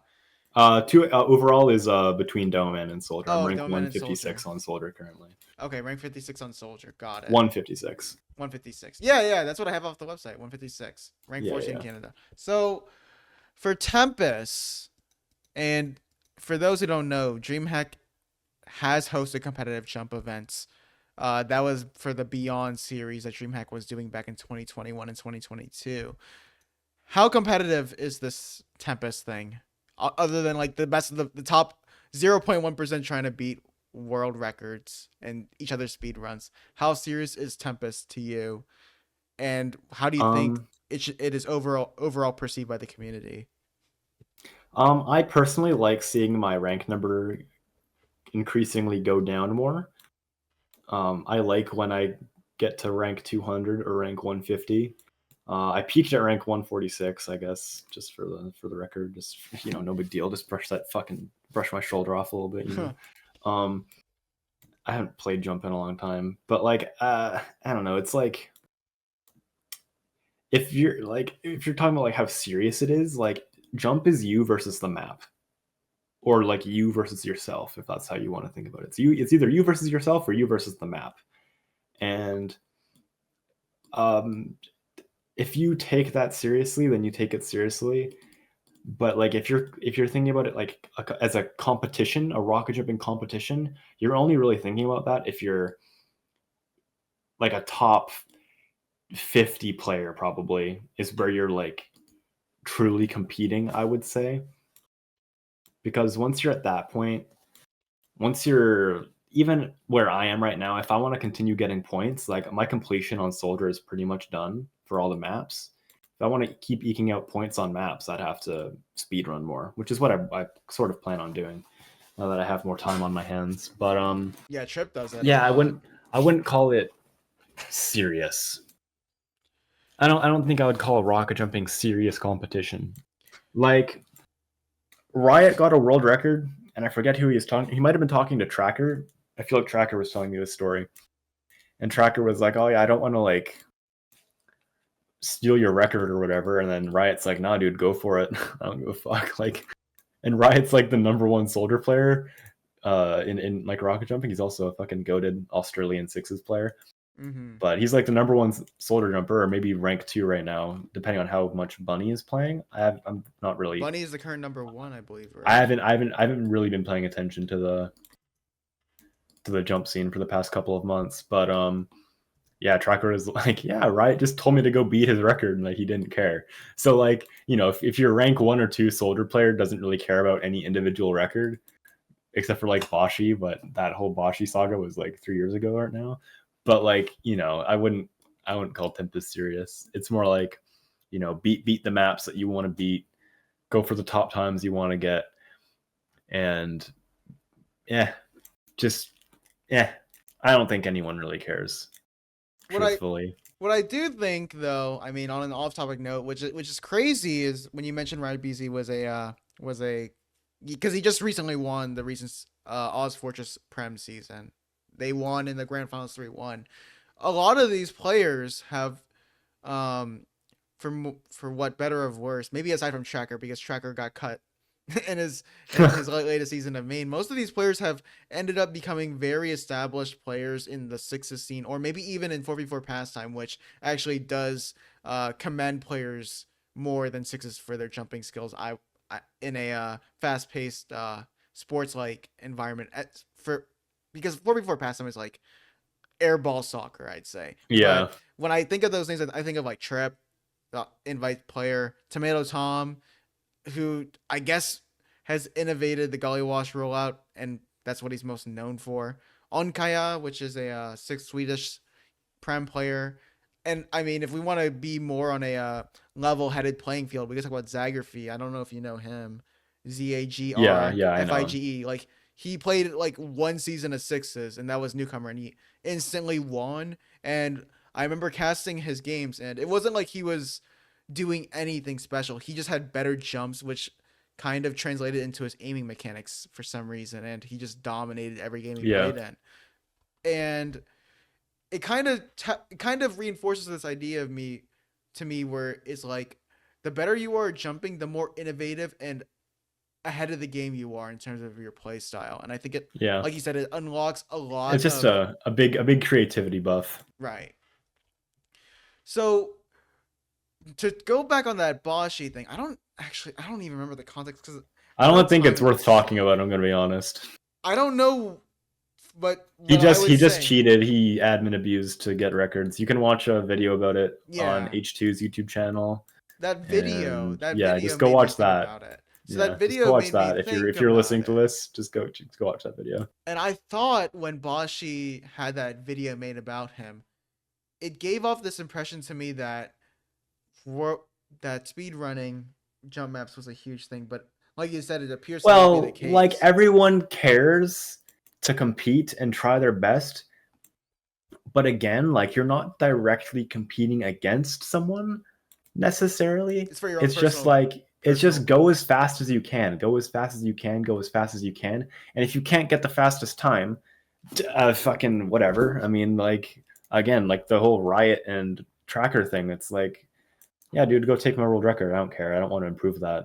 It's not worth it to me to defend it. Like, okay, cool, I guess. I don't know. Like, people, again, it's a me versus myself, or me versus the map if you're doing a completion. And when we talk about going fast, one thing that I want to mention is that I believe you have a video on the TF2 RJ Weekly. I think it was on, I want to say it's anime. I want to say it's, okay, I was right. It was anime. And I think that's the map that starts off with the oh no, it's the anime themed one. And I remember I was thinking about it because Trip was trying to figure out how to get a good sync on, or like a good path to on the last portion of the map, which leads to the end goal, or the capture point. That's the only distinct memory I have of it, and I think it's your only video on the channel. Which was that a world record? That's everything that gets posted to RJ Weekly is a world record. And it was edited by the GOAT Leonard Broler. I still think he's one of the best editors in TF2. Was that what run me through like the practice, or like the whole timeline of even having a world record on a map? And I think that was eventually beaten, wasn't it? No, this is still world record. Oh, still world record. So you hold this is the only world record you have on. Yeah, this is like also like one of like 3 top times this is one of 2 top times that I have. I just wanted to grind this one out. Jump Anime was the first world record that I got, and it was also the first tier 5 that I beat. I would not recommend anime as your first tier 5. It is very difficult and precise. Um, but I played it because Fig had world record on it. Fig had Oh like a yeah, Figs. 348. Fig was like the first under 4 minute time on that map, and then eventually settled at like 348. And I'm like, oh, I'm just gonna play this map because I see Fig playing it, so like I'm gonna learn how to I beat it, and then see like I continued to play it, and I would play it on repeat attempts. I'd improve my time. I eventually got it down to like 12 minutes or something like that, like 11 minutes, and I'm like, if I just clean it up, like think about the jumps that I'm failing or spending a lot of time on, like if I just slowly clean this up, like I can get a good time, and eventually I'm like, I just want top time on this map. So I did. I went out and I got top time. I got rank 6 on it or something like that. Rank like 6 maybe. It was like a 4. It's like a 430 something. Whatever. I got like top time, and then I'm like, I came back to it and I played it again, and I'm like, I got a really good time. I almost beat my top time on another repeat playthrough. I'm like, you know what? I could like get record on this. Like Fig didn't no fail it, and I feel like no failing this map is completely doable. So I'm just gonna go do it. I'm just gonna go. I'm gonna go beat it. Is the escalator supposed to slow down your walking speed? Yes, it is intentionally made to be fucking AIDS. Okay, just making sure. I was like, Yeah. go on though, go And on then though. I don't know, the entire map is like really stupid because like you can't rocket jump through a lot of these connectors. It really just eats your rocket. The rocket just disappears and doesn't explode. And then I don't know, like the places that you can rocket jump through are like very tight. So yeah, I initially I'm like, I just want to beat Fig. If I can just edge Fig out, like I'm fine. If I can get like a 345, cool with me, bro. And then the more I played, the more I'm like, oh, I can so do this. Oh, this is so beatable. This is so beatable. And I realized like I can easily get under 3 minutes and 35 seconds. It was actually no, it was like I can get under 340. And as I was pushing for 340, I'm like, I can do under 335 easily. And so that's what I did. I went and I'm like, this is my goal. My goal is 335 or bust. And so yeah, that was my road to getting a record on Jump Anime. I was just like, How I, many I days was do you just, think it I took you? played it because Fig had record on it, and I'm like, oh, this is like a tier 5 map. Like I've seen Fig play it. I want to play this map, and then it comes up on your server browser. You're like, yeah, I'll play anime.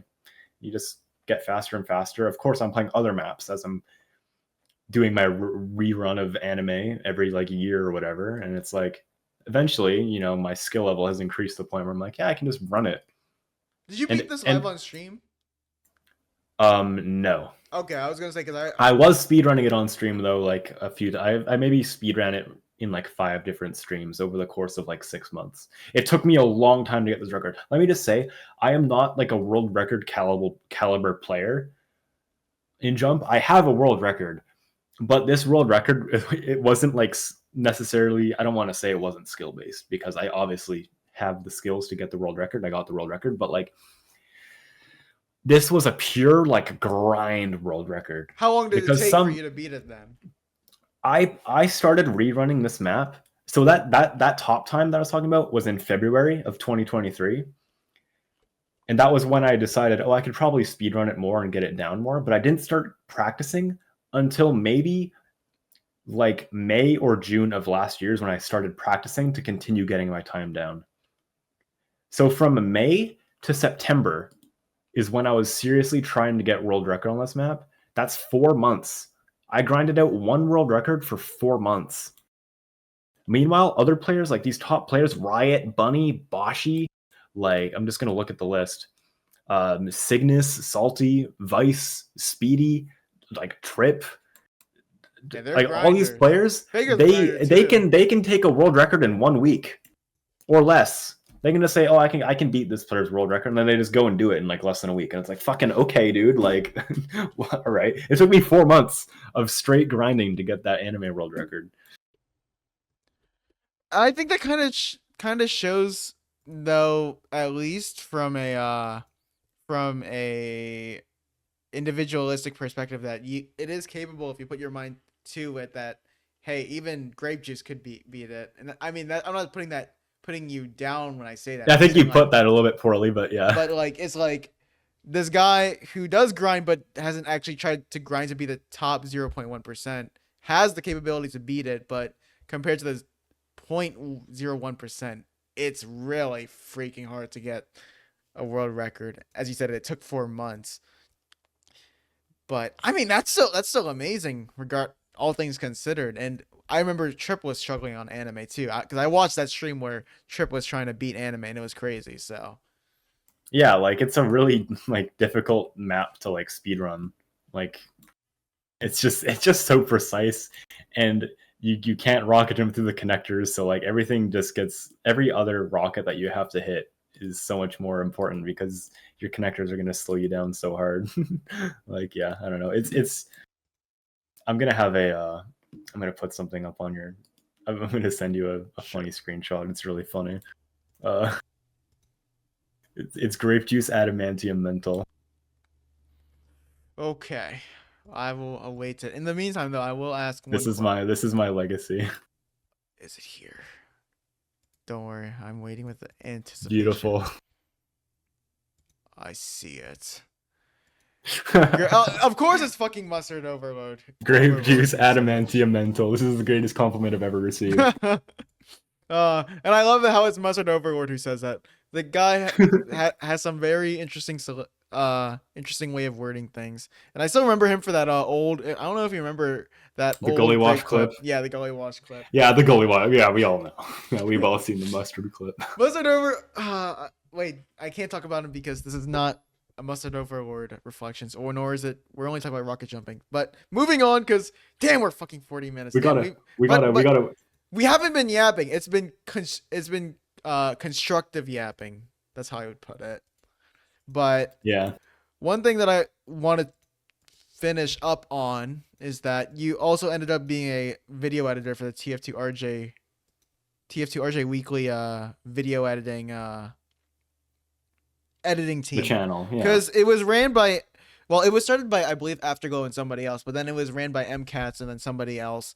But more it's recently, shifted hands a whole lot, but yeah, and the most when I think of TF2RJ Weekly in terms of editing, I think of, maybe I'll mention, obviously Leonard Brower is the first name that I think of, and then there's you, but there's also been a few other editors. But for you, over the you've done, years, there's been like editors like Nick Adistix, Ewell, there's Mr. Happy Camper um, too, but Happy Camp. I don't know. There's just so many like goated editors who have come to this channel, and like I said at the beginning of this, like little like second half of this interview is like I started with jumping first. It was the first thing. It was the thing that drew me to soldier that we talked about in the first recording. I'm the roaming soldier. I'm the guy who rocket jumps around, and one of those things is like jump maps. And so TF2 RJ Weekly was sort of a thing that I grew up on in a sense. Even though I started jumping in 2020, I was like very actively watching rocket jumping edits and stuff like that, like since 2016. So, it's just one of those things where I edit all my frag videos. I edited a little bit for TFTV back when TFTV edits were still a yeah, they thing. used to do highlights of the online So matches. it Yeah. was just it was just a thing that I wanted to do. I'm like, I want to edit for RJ Weekly. I think it'd be cool. Like I started rocket jumping in 2020. I did my first edit in 2021.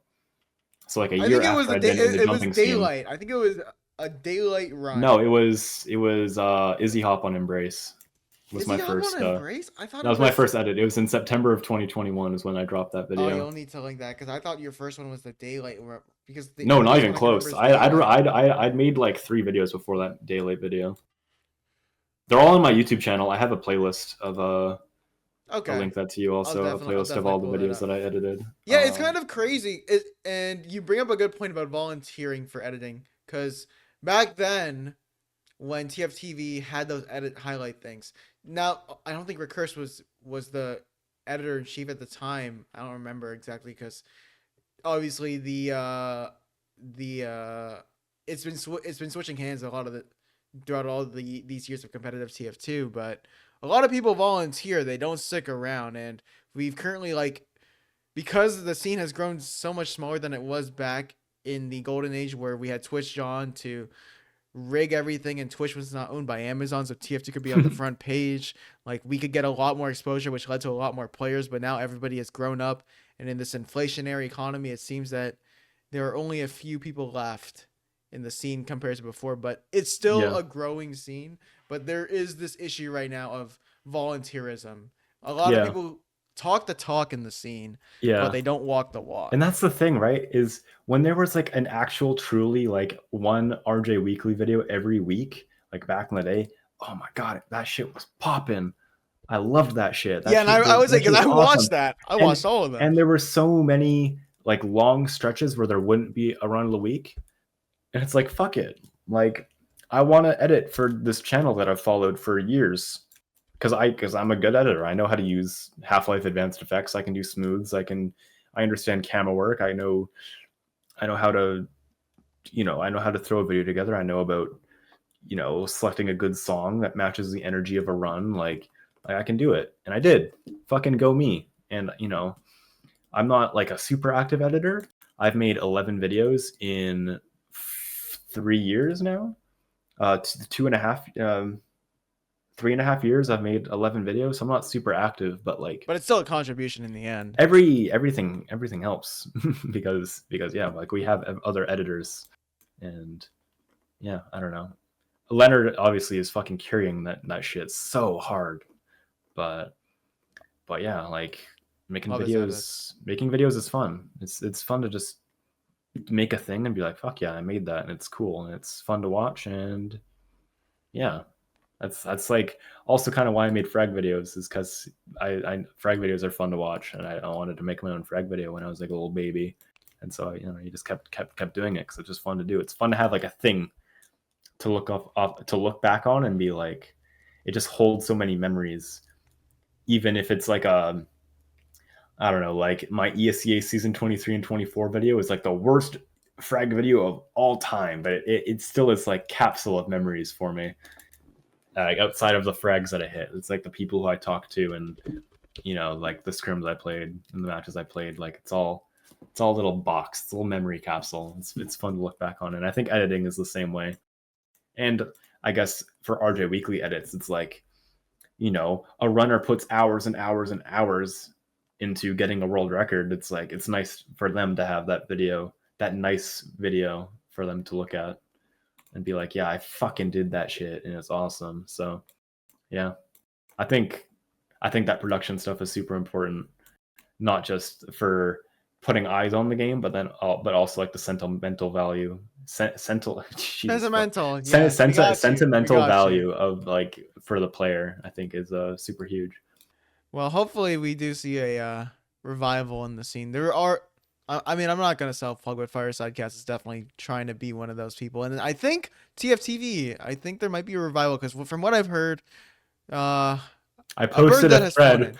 Yeah, but and I it's posted a funny, thread. I'm like, I missed the news. and it's Can funny you because please have articles? Phantom is actually like one of the writers now because apparently he's come back to the scene, which I find pretty cool to see. Well, he came back from a period of inactivity, and he's Phantom, like Yamsa Phantom, like old medic Phantom. yeah, old medic Phantom. Yeah, and apparently he's going to be sorry to fucking derail, but Phantom is transitioned.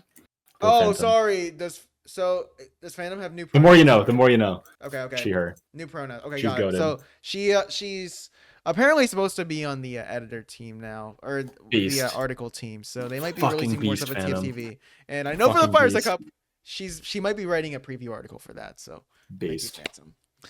So with that being said, I think we're reaching a revival era for the scene, not just from the competitive standpoint with G6 now winning that recent Bannyland, but also from the behind the scenes. So that's good to see. We'll see where the road leads, because I don't see myself included, these people leaving the scene anytime soon. So hopefully that I didn't jinx anybody there, but yeah, like these videos, these are the things that like create legacies. Because when we think about frag videos, when we think about TF2 Rocket Jump videos, like Riot himself has built a name for himself. Rellert, I would also say, has built a name for himself through these videos. And when we think about all the iconic videos that have terms that are still used today, like the 8 and then the right parentheses, the meat shot face, Yeah. and then the YZ. Like if somebody does a really good pistol clip, like just really good tracking, then it's either like it's coined the Quad. quad or the It's YZ it's quad. It's quad quad pistol. It's YZ quad pistol. pistol. And then Yeah. if it's like really good scout mechanics, then like people will think of like YZ50 or Clockwork, like that. Holy shit! Holy shit! I'm literally Clockwork. Holy fuck! I'm Slemnish. I'm Corsa. Oh my god! I'm Mela. Oh my god! I'm Soapy Meister. So while we don't have Yeah. those competitive lore content creation, like those mini short stories that are made for other esports titles, we do have those frag video clips that people still remember by. Even the new players will think of them just because like they're still used in Twitch chat today. So people, if you're listening to this video, please, we need content creators. Come to the scene. We need wild rumpuses.